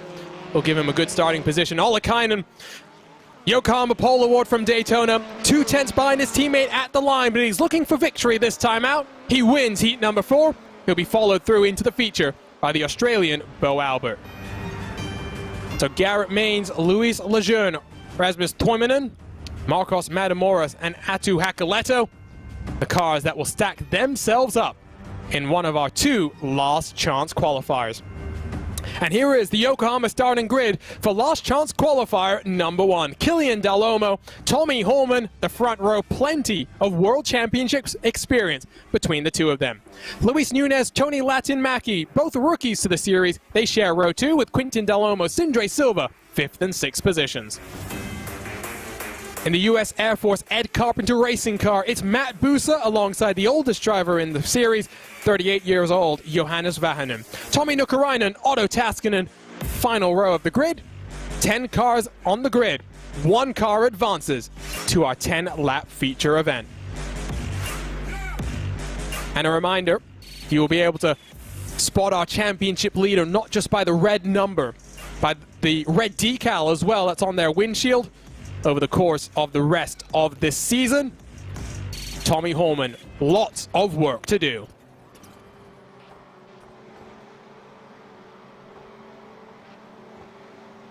Was that a jump start from Holman? We'll wait and see. Away we go here at the Atlanta Motor Speedway. Luis Nunes already down the inside of Quintin Delhomme. They're almost 5 wide entering the corner. Absolute chaos, bumping and barging their way through they go. Delhomme leads, Matamoros around I think in the background. Delhomme, Holman, and Tony Latin-Mackie, the top 3. Everyone else has seemed to get themselves up coming across the start-finish line. I think it was everybody else who had an accident back there, I'll be honest with you. The front half got through, the rest didn't. And oh, that was a very, very cheeky one because he held the line, normal racing line, and then got on the brakes. That just caused the driver Tommy Holman just to back off on the brakes. So very, very cheeky there from your driver Killian Delhomme. Well, he's trying to make a feature race for the 3rd time in his Rallycross career. Now taking a look at Sindre Silva, who's in 5th position, yet to come down onto the Joker. So Delhomme, Latin-Mackie, Busa, the 3 cars to have jokered.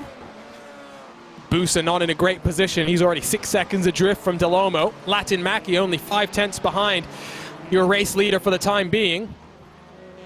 So maybe some pressure coming from the 92 car. There is Delhomme though. Slides his way back onto the asphalt. Under control for now. Using a bit of the anti-cut curve to get himself rotated as well. Interesting to see the different approaches we mentioned. This is a track that has so many different ways you can challenge yourself around it, and with multiple challenges comes multiple different approaches to try and tame the beast. Over the jump, Holman in the background trying to close the gap. He's now 2.5 seconds behind.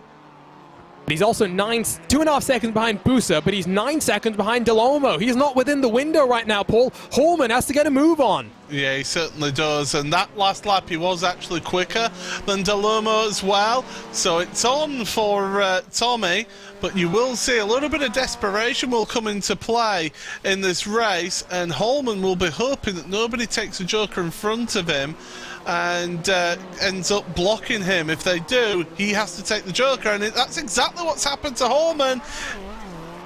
You can see on the timing screen on the left-hand side, he's managed to just stay ahead there, but Vahanen was certainly putting the pressure on Holman. He couldn't afford to let him through.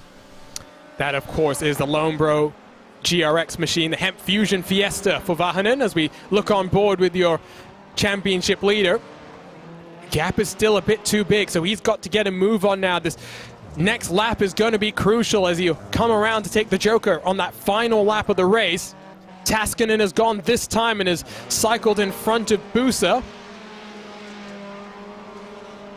There is the Set Esports car.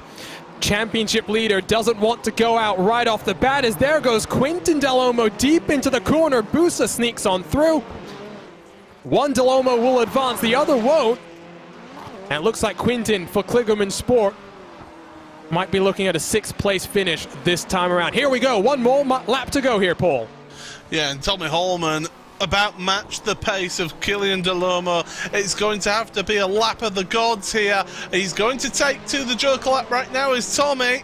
And how is the lead going to pan out? And there we see it! Contact between the 2 of them! They're both off!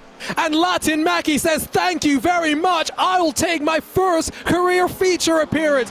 Drama and race control has something to take a look at. Heartbreak for Killian Delhomme, delight for Tony Latin Mackie, driving with his left hand in a cast, makes his way across the line, makes his way into our 10-lap feature.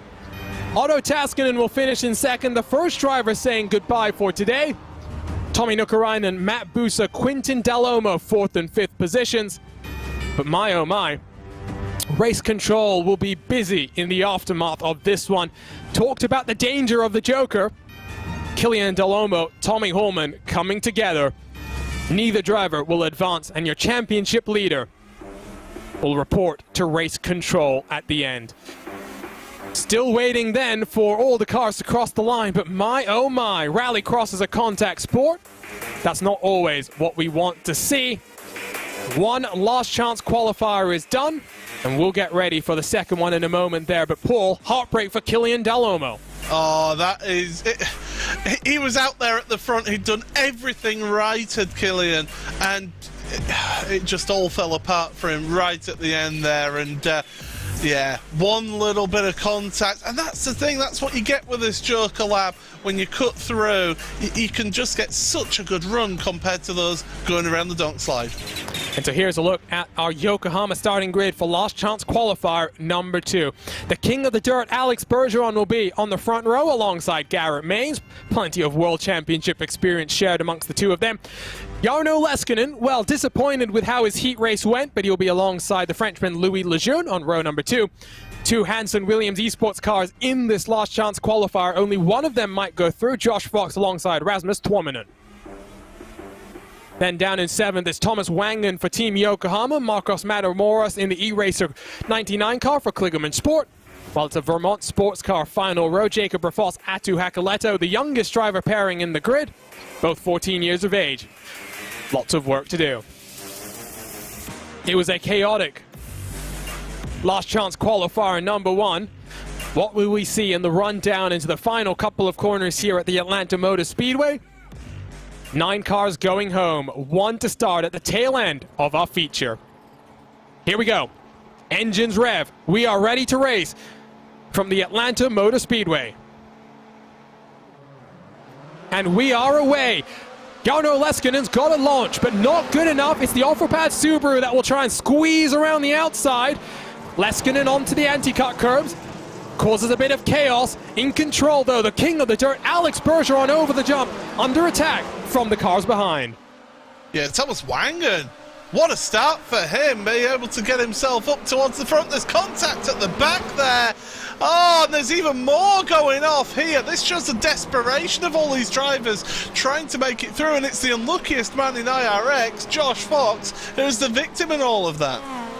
He will be just so bitterly disappointed, was hoping to try and use this track as a run to try and build up his momentum, because this is one of his favorite tracks on the schedule when I talked to him in the build-up to this race. Thomas Wangen from the 4th row on the grid, now up to 2nd, has some work to do to apply the pressure to a multi-time iRacing world champion in front of him. No car took to the Joker last time around. Let's see if anyone goes this time, because Bergeron, as the timing screen updates, Bergeron, Wangen, Rifos, and Maines all took to the Joker. It means Leskinen 10 seconds behind Bergeron. If he can use the clean air here, Paul, he might still be in with a shout. It's asking a lot, though, isn't it, to try and catch up as Rafos and Wangen battling it out here through the left-hander. More Jokers have been taken then. Lejeune couldn't to join this battle. Garrett Maines is finding it a bit difficult against Hakoleto. And this is tremendous. 5 cars. Well, surely they can't all go into one corner. They're going to try, that's for sure. Lejeune, Jokering, has now worked his way to 3rd. 2.5 seconds between Bergeron and Wangen. Wangen's cut the course. That's going to give him a slowdown penalty. He's not going to get to serve it because Lejeune has turned him around. There's carnage, there's chaos, and it's still going around. Rafos sneaks through into 2nd. Carnage, Chaos and Rallycross. What three combination works together really well as they go through, and Leskinen has taken the Joker lap here and he's come out behind Bergeron. Now the youngster, he's got to try and somehow do what a lot of people haven't been able to do, and that is make an overtake for the lead in a relatively clean manner. Well, it's 2 laps to go, and the gap is only about half a second between Leskinen and the car in front. So Main's in third, 5 seconds adrift. Of course, this is not where the focus is. This is where it is, on board with the 13-year-old from Finland. He's got plenty of mentors to rely on, not just 2019 champ Sami Matty Trogan. Look how close to the wall they get through the donk slide. Now hugging themselves through the left-hand sweeper. Leskinen looks quick. Leskinen looks in control. I tell you what, Bergeron got through to the feature race last time around. Leskinen might try and stop him from taking a second consecutive one here. Yeah, Leskinen wants a better run of it than last time out at Daytona, of course, when he hit the jump wrong and it all fell apart for him. But Bergeron, so much experience here on the dirt side of things, and he's in control. He just needs to keep it in the right place on the track and not allow Leskinen any inch. Into the donk slide. Can Leskinen get to the inside? No, he can't. Bergeron, 3 more corners left to go. He got to the feature last time, trying to become the first multi-disciplined world champion on the iRacing service. Leskinen into the final corner. Bergeron locks the inside tire. Leskinen will take it. The opportunity for Leskinen to shove his way through. The Hansen Williams esports car gets it done. And the 13-year-old Jarno Leskinen, lots of experience in his shoulders because he took that opportunity with both hands. My, oh my, Bergeron looked so in control, but one mistake and Leskinen pounced. Bergeron 2 tenths behind. He will say goodbye to us now and join us in 7 days from the cornfields of Iowa. Garrett Maines, Marcos Matamoros, Jacob Rafals, Thomas Wangen, Rasmus Torminen, Luis Lejeune, Josh Fox, Atu Hakoleto. The other drivers watching on from the sidelines. Incredible action so far here in Atlanta. 28 cars have been whittled down to just the final 10. You're watching round 2 of the iRacing Rallycross World Championship presented by Yokohama. Don't go anywhere. Feature racing action coming up next on the iRacing Esports Network.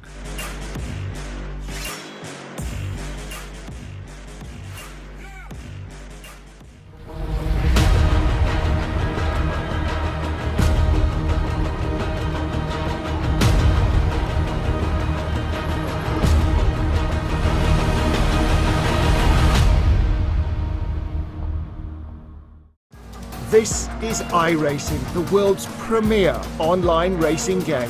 iRacing puts you in the driver's seat to experience today's newest form of competitive motorsport, virtual racing, all from your home PC. Race virtually in indoor series from NASCAR, IndyCar, IMSA, the World of Outlaws, Aussie Supercars and more. Take on legendary circuits like Daytona, Silverstone and the Nürburgring. Join iRacing's global online racing community and get on track today at iRacing.com.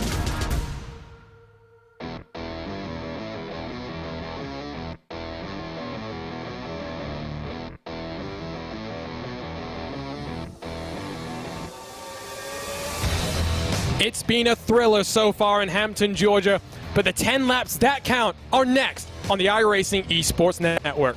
Welcome 2021 iRacing Rallycross World Championship presented by Yokohama. There's one thing that separates first place from the rest of the pack: the finish line. High-performance, race-inspired Yokohama Advan tires give you the drive to win. Discover Advan at yokohamatire.com. My name is Arjuna Kenkipati. Alongside in the commentary booth is Paul Smith. And Paul, well, we said the All-Stars were putting on a show for us. The World Championship drivers have responded. It's been incredible so far. I mean, some of the action in those consolation races, yes, it was a little bit physical, and it's not always what we want to see, but Rallycross is a contact sport, and now 10 more laps. It's only going to get more physical from here.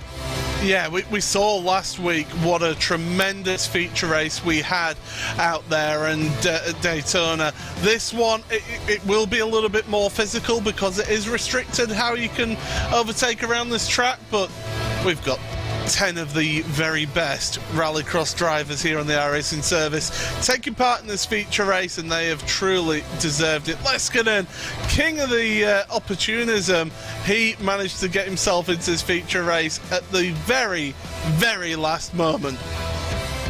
And so as warm-up goes on, drivers get 5 more minutes to acclimatize themselves to the track, especially those who've locked themselves into the feature from that Heat 1 and have been watching on since then. Here's a look at the schedule. Atlanta Motor Speedway today. We'll head to the Iowa Speedway, the fastest short track on the planet when it comes to oval racing, but we'll instead go slinging some virtual dirt. The final of our first 3 rounds, that sees us in the US. Then we'll go to Brands Hatch and Paul. I mean, no British bias, but one of your favorite tracks on the schedule. Certainly is, and one that I'm looking forward to seeing how these drivers compete there. We've never been there in the IRX World Championship. Same for Barcelona as well. Brand new track to the series, and it's going to be interesting to see how they all compete there. And so 9 unique venues, that's also so much fun. The fact that no repeat visits to any particular track means drivers really have to be on their game. Here's a look then at the point structure, and that will lead us into talking about how the point situation looks heading into this feature.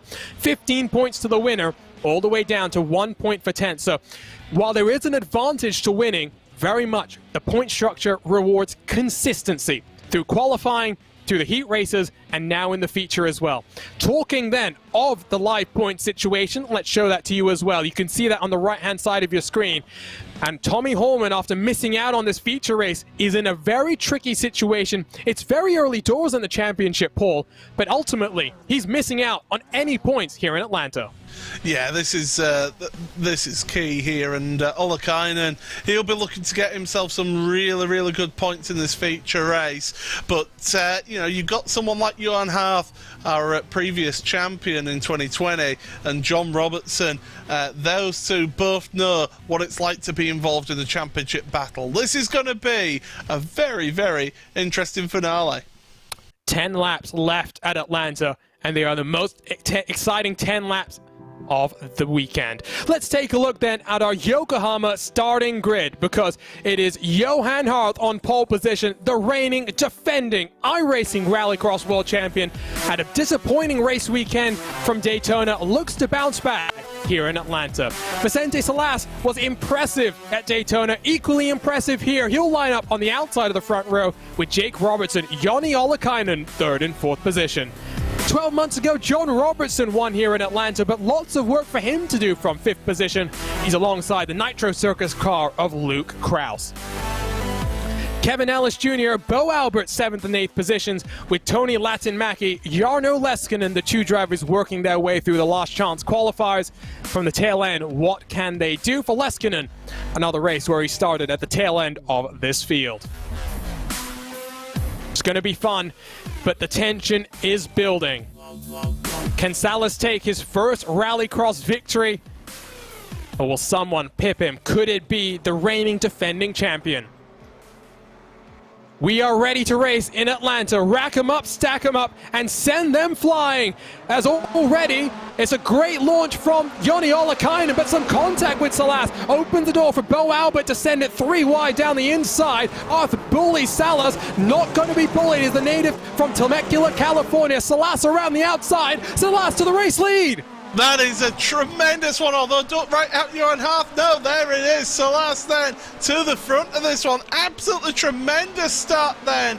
And, well, Vicente, he's not one for not giving up without a fight. And straight away, look at that, 2 onto the Joker lap straight away. That's Harth, and that's Jake Robertson. Is there a car around in the Joker? I'm not sure exactly, but we'll have to wait and see. John Robertson follows Salas around then with Joni Ollikainen right behind him. Not the best of starts for Joni Ollikainen. There's Jarno Leskinen into 2nd place after starting 10th in the grid. He's only 1 second behind Harth. Luke Krause, the other car to take to the Joker. We'll have to wait and see how things shuffle out, Paul. I think it was Robertson, by the way, Jake Robertson, because he was in 3rd place, but then Luke Krause has ended up in front of him. So something has happened for Jake in that Joker lap. I think we talked about slowdowns earlier in the day, I think during the All-Star Invitation. I think that's what we've seen as Salas goes to the Joker this time around, I think. Yes, he does, and he's in front of Johan Harth. So the battle for the race lead has put the Californian in front of the Frenchman. Oh, this is tremendous. This is brilliant stuff to see. And you always want to see new challengers, new people fighting for a championship. And Vicente right now, he's got to keep his cool because Johan Harth will put him under so much pressure for the final 7 laps here. And so now we look at John Robertson, the next car to try something into the Joker. He is 10 seconds behind your leader. So Robertson needs to set pedal to the floor, full afterburner mode, and try and close that gap in. We're looking rearwards from the Elliott Sadler Esports car. Look how close to the wall Johan Harth gets. We'll also get the onboard look with Salas. Pole position winner last night in Talladega. In the eNASCAR Coca-Cola iRacing Series, slightly wide, opens the door for Harth, just a little bit too far behind. Over the jump they go. Yeah, if you ever want to have somebody who's confident in sort of close, intense battles, then, you know, having somebody involved in the eNASCAR Coca-Cola iRacing Series is certainly one that you want in your car. And right now, Salas is doing a fantastic job for that Elliott Sadler Esports team. Last time around, Robertson took 3/10 out of your race leader. So Robertson is coming, but he's only got about 6 laps left to take to the Joker and try and make something happen. This is your Rallycross world champion, being a very busy man in the next couple of weeks, because not just competing here, trying to defend his title, also running in the Force Dynamics Dallara iRacing Grand Prix Championship.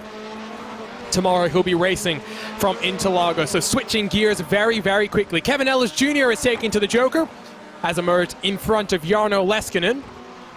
These guys in trouble and in danger of being jumped, not just by John Robertson, but potentially Joni Ollikainen as well.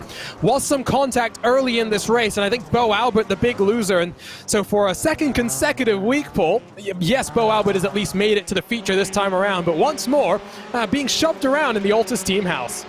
Yeah, he needs to learn how to possibly give it out before he gets dished it.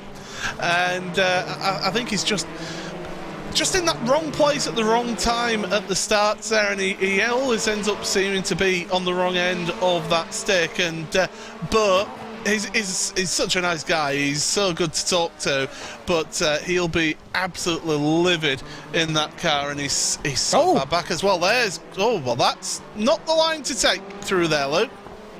Yeah, and that's going to give him a slowdown penalty as well. So Jake Robertson will take advantage up into 5th position. Krause was looking potentially on for his first top 5 finish in his first career feature race appearance. Kevin Ellis Jr. then still under attack from the 13-year-old Jarno Leskinen. There'll be 4 laps to go this time around. Harth and Salas still just separated by 0.2 of a second. Frenchman is doing all he can to work over the rear end as we jump on board with the Subaru Motorsports USA car, but not able to perturb Salas just yet, using those anti-cut curves through the asphalt that takes you through the first half a lap here at the Atlanta Motor Speedway, and in towards the donk slide. Still just a little bit too far behind. John Robertson now well and truly in the Joker window. 8 seconds is the gap between Salas and Robertson. Yeah, John is putting in some really, really good times, just ever so slightly quicker than your race leaders. So he needs to keep this up. He needs to keep going. He's got enough of a gap between himself and Luke Krause, but if he gets within about a 1.5 to a second of Luke Krause, that's when he needs to take the Joker lap, or else he will get held up.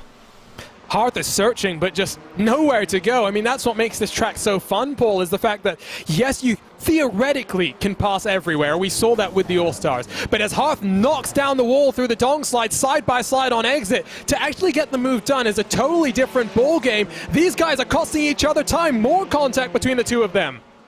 And that's a crucial thing that you mentioned right there. They're costing each other time. This fighting here is allowing John Robertson the opportunity to catch up to them.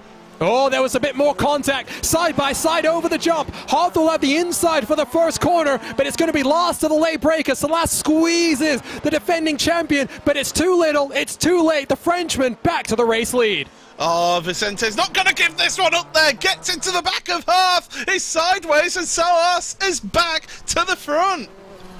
Robertson should joker now. Robertson should take advantage. And does he do it? No, he doesn't. He's going to wait till the last lap of the race. You can see the front ends of both of these cars knocked in. Joni Ollikainen, the car that takes to the joker this time around. He'll emerge in front of Kevin Ellis Jr. and not too far behind the battle for the race lead either. Yeah, you've got to use that chrome horn at the front there to try and just move people out your way. Nothing too malicious. Just assist them around the corner, but this is to start the final lap here, and all eyes are on John Robertson. Here we go, one more mile to decide this all. Look at the train of cars that's formed up behind Salas. They'll go through the donk slide. We'll watch for John Robertson in the Subaru Motorsports USA, the blue and gold. Here we go. It will be close. Is it close enough?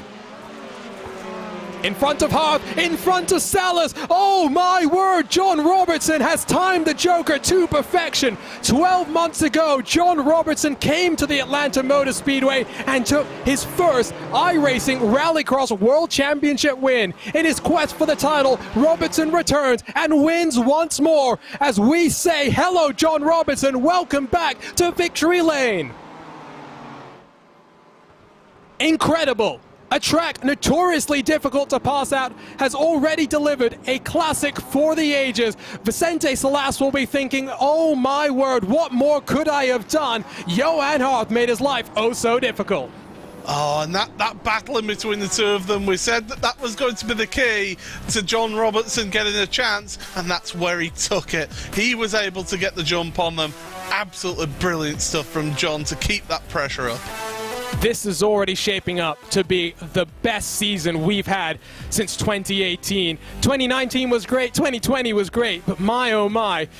John Robertson winner by 0.4 of a second from Vicente Salas for Elliott Sadler Esports.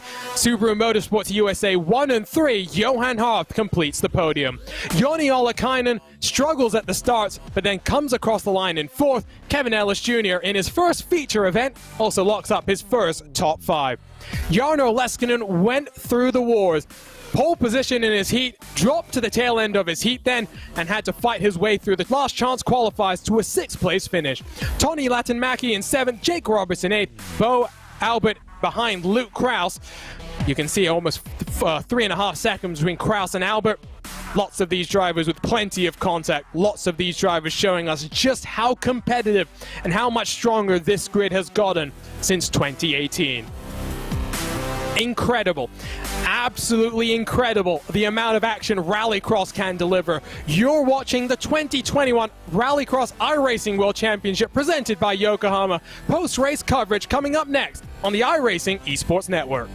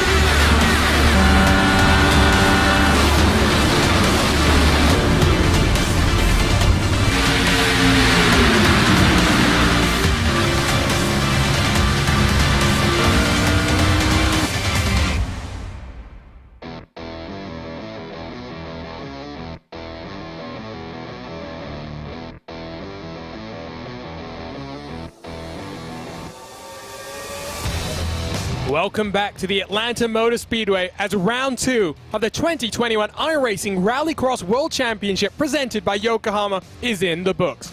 There's one thing that separates first place from the rest of the pack. finish line. High-performance, race-inspired Yokohama Advan tires give you the drive to win. Discover Advan at yokohamatire.com. For the second time in 12 months, John Robertson is a winner here at the Atlanta Motor Speedway. The drivers put on a show here, Paul, and just like we saw at Daytona, it's an exceptionally close finish. Can't wait to get to the Iowa Speedway because I have a feeling these close finishes, this incredible action, is just going to continue rolling on.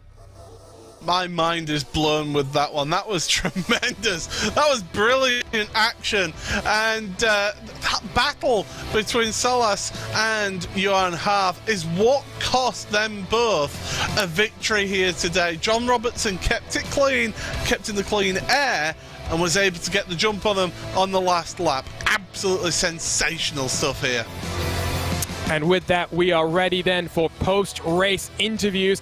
And let's bring in the reigning, defending iRacing Rallycross World Champion, clearly talking with some of his fellow competitors. Paul Smith is standing by with Johan Harth. Oh, Johan. Oh, my goodness. What a race that was out there today. I mean, yeah, you get a podium place. You finish third place here, but you must be thinking, oh, so close to getting a win. Yeah, so close, yet so far. Got a miss quali. Should have been up there with John. We got all miss quali apart from John. It was the only one to deliver. So yeah, I think we had the car to really stick it 1, 2, 3, 4 on the grid with the Apex guys in the RLL car. And yeah, really good race with Vicente. Hopefully it was some great at the end. But yeah, just that small contact at the end that sort of tipped me around. Probably cost us both the win, with John being only 18th or second ahead of us. Yeah, it's the IRX Championship is just a margin of milliseconds, isn't it? It's just one little contact, one little rub, and before you know it, you're down 2 places here. But looking at the season as a whole, though, you've had a good solid start to the season in your defence of the championship. You're looking for a win next time out. I could tell by your behaviour you wanted a win next time out. Yeah, definitely going for the win next time. Although I'm pretty disappointed with the start of the season, it's still a better start than happened at the end of the season. I won the championship, so yeah, we're still up there and got a fair shot. Well, Johan, thank you so much for joining us, and even though you're not happy with it, congratulations on a podium finish here today. Thanks, Paul. So that's the defending iRacing Rallycross World Champion. Let's take it over to the second step of the podium where Vicente Salas is standing by. And Vicente, I've got to say, my word, you have really stepped your game up this year. I mean, fair to say, I think that last year didn't go the way that you would have been hoping, but you've started this campaign off in just incredible fashion, so close to your first career victory. Johan Harth playing the team game there, potentially. Just a bit of contact between the two of you checked up the momentum, and John Robertson took full advantage. Yeah, I think honestly we had one of the quickest cars there, if not the quickest car. You know, I've been trying to really adjust my driving style to Rallycross, coming from the NASCAR side with a completely different way of maneuvering the car. But overall, I think we've really built on this Subaru well. Last year, obviously, we ran the Beetle and didn't go too well for us. But the main guy to thank for a majority of the speed is Jarrett Liebert. I mean, I couldn't do this without him with my busy eNASCAR schedule. So big thanks to him. And well, you know, disappointment for you yesterday at Talladega in that eNASCAR campaign. Of course, pole position started off great for you, but your championship hope kind of, you know, ended after that. Talk to us about managing the two campaigns. Of course, you had to qualify your way back to this series as well. Obviously, the likes of Jarrett Liebert helping you out, but you know, 2 weeks from now, that campaign comes to an end at Texas, and you'll be full focus on this one. I have no doubt that we'll potentially see you in victory lane come the end of this campaign. Yeah, I think I'm really excited to be able to focus full on this campaign and this racing. You know, I've always loved Rallycross since I got on iRacing, so I've always wanted to put my main focus into it. Obviously, with the eNASCAR schedule and just how many races there are, I've kind of had to put this to the side a little bit and still put some focus into it. But I think the sky is the limit with us when we can put all of our focus into this. I'm really excited. And so I'm guessing a victory is the very lowest expectation you kind of have for yourself. I mean, what are you hoping for the rest of the season now after how this has gone for you? Honestly, I think if we can just have good weeks and keep good points, that there's no reason why we can't be in a fight for, you know, a top 3 position in points at the end of the season. Congratulations, Vicente. Really great performances from you these opening couple of weeks. We'll see you in Iowa in 7 days' time. Thank you so much. And if I could really thank Miramar Financial, JDR Graphics, everyone at Elliott Sadler Esports, Jarrett Liebert, Donovan Strauss, Josh Kosick for all helping me out with these races, and iRacing and you guys for putting on the show. And you put on a show for us, Vicente. Congratulations. What a run from the Temecula, California native. Now let's get to our race winner. John Robertson was on the podium 7 days ago and said that he was looking to head into victory lane here at Atlanta. Backs up his victory from 12 months ago. John, you must be a very happy man. Yeah, I'm still shaking after that. That was definitely a tricky one. To have to kind of come from where I started and do it on pace. It makes it interesting for sure. But yeah, that was close coming out the Joker. I had no idea if I was going to have it or not. So yeah, so happy. And you talked to us about how close this field was last week. Atlanta's such a tough place to pass, and we still managed to have an even closer fight than I think some of us kind of expected. For you, I think the key was when you didn't Joker, getting those clean laps in and really timing your Joker to the last lap. Were you getting the word from your team that Johan and Vicente were really scrapping it out side by side? Because I do have to be honest, I think if Johan kind of hadn't slowed down Vicente, I think that it would have been neck and neck between you two coming off the Joker. And, you know, at Atlanta, anything can happen between, you know, that Joker merge. Yeah, I had a little bit of information in my ear, but for the most part, I knew I had the clear space in front of me, so it was just get my head down, put the laps in, and then see where we ended up on the last lap. But for sure, like me and Johan all week, we've been neck and neck in practice, so it would have been close, but yeah, I haven't watched the replay yet, so I need to see what happened. And I can see the smile on your face. Great to have your brother in the feature event as well. How are you two going to celebrate? Because if you, of course, you two are racing side by side, just rooms apart. Yeah, I'll go and see him now. I don't even know where he finished in that, to be honest. But I know he started quite high up, so it's definitely a good round for him after he didn't make the feature last round. We're looking forward to seeing you then from Iowa in 7 days' time. Congratulations on your second career victory, John. Can't wait to see how the rest of the season unfolds. So that is John Robertson from Victory Lane, the second time in his career, and the second time he's won from this very track itself.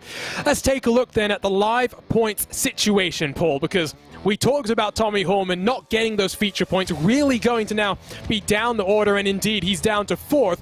And of course, John Robertson is in the championship lead, but 1 point, yes, 1 point separates him from Joni Ollikainen. The ultra-impressive Vicente Salas sits in 3rd, and I wasn't joking when I talked to him. I really think we'll see Vicente in victory lane before the end of this season. I wouldn't be surprised if he's fighting for the championship come the Charlotte Motor Speedway. Yeah, these early stages of the championship is what builds your championship battle. If you can get yourself some really, really good, solid points in these early stages, it gives you so much confidence going forward for the rest of the championship. And you look at Ollikainen, 2nd last time out, 4th this time out in the feature race. He's put himself in a very good spot in 2nd place. But Jonathan Robertson, my goodness, that was a tremendous performance in that feature race to stay cool, calm and collected and take that Joker lap on the final lap. And you can see as well the importance of consistent points, right? Because Johan Hart hasn't really necessarily been the most impressive in qualifying. That shows he's 10 points behind his teammate out front, even though Hart has been in both of the feature races, finished no lower than 4th. Consistency is king. John Robertson said coming into this season when I talked to him, he knows exactly at which races last year he threw away the title. He's not looking back, he's looking forward.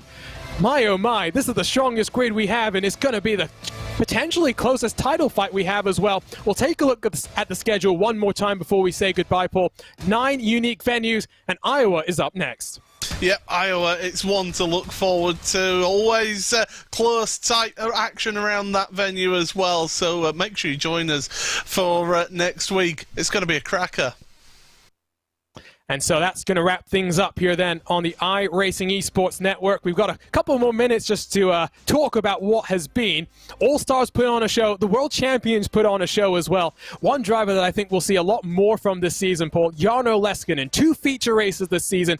He pipped Alex Bergeron, the king of the dirt, 22 iRacing World Championship victories to Bergeron's name, but Leskinen saw the door wide open. He took it with both hands, forcing his way through into the feature.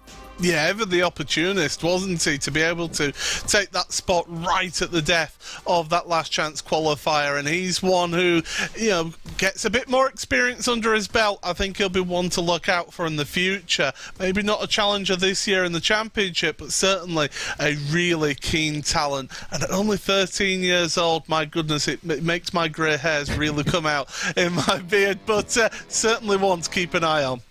Well, I tell you what, we'll say goodbye for now. So many of these drivers already looking forward to what is next. Iowa Speedway and what the challenges presented there are.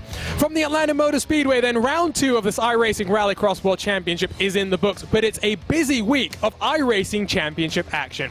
Yesterday saw Bobby Zelensky, Keegan Leahy, Mitchell DeYoung, and Logan Clampett lock themselves into the race for $100,000 in the eNASCAR Coca-Cola iRacing Series. Today, we saw John Robertson win in Hampton, Georgia. Tomorrow, live on the iRacing Esports Network, the Force Dynamics Dallara iRacing Grand Prix Championship heads to Sao Paulo and into Lagos for its 3rd round in 2021. Catch the action at 7 p.m. UTC or 3 p.m. Eastern. We'll be back in 7 days' time as the virtual paddock sets up shop in the cornfields at the Iowa Speedway for round 3 of the iRacing Rallycross World Championship presented by Yokohama. Until then, we'd like to thank you for joining us on the iRacing Esports Network. On behalf of the entire team at iRacing, for our producer Tyler Maxon, for my co-commentator Paul Smith, my name is Arjuna Kankipati. Congratulations to John Robertson, winner in the Peach State.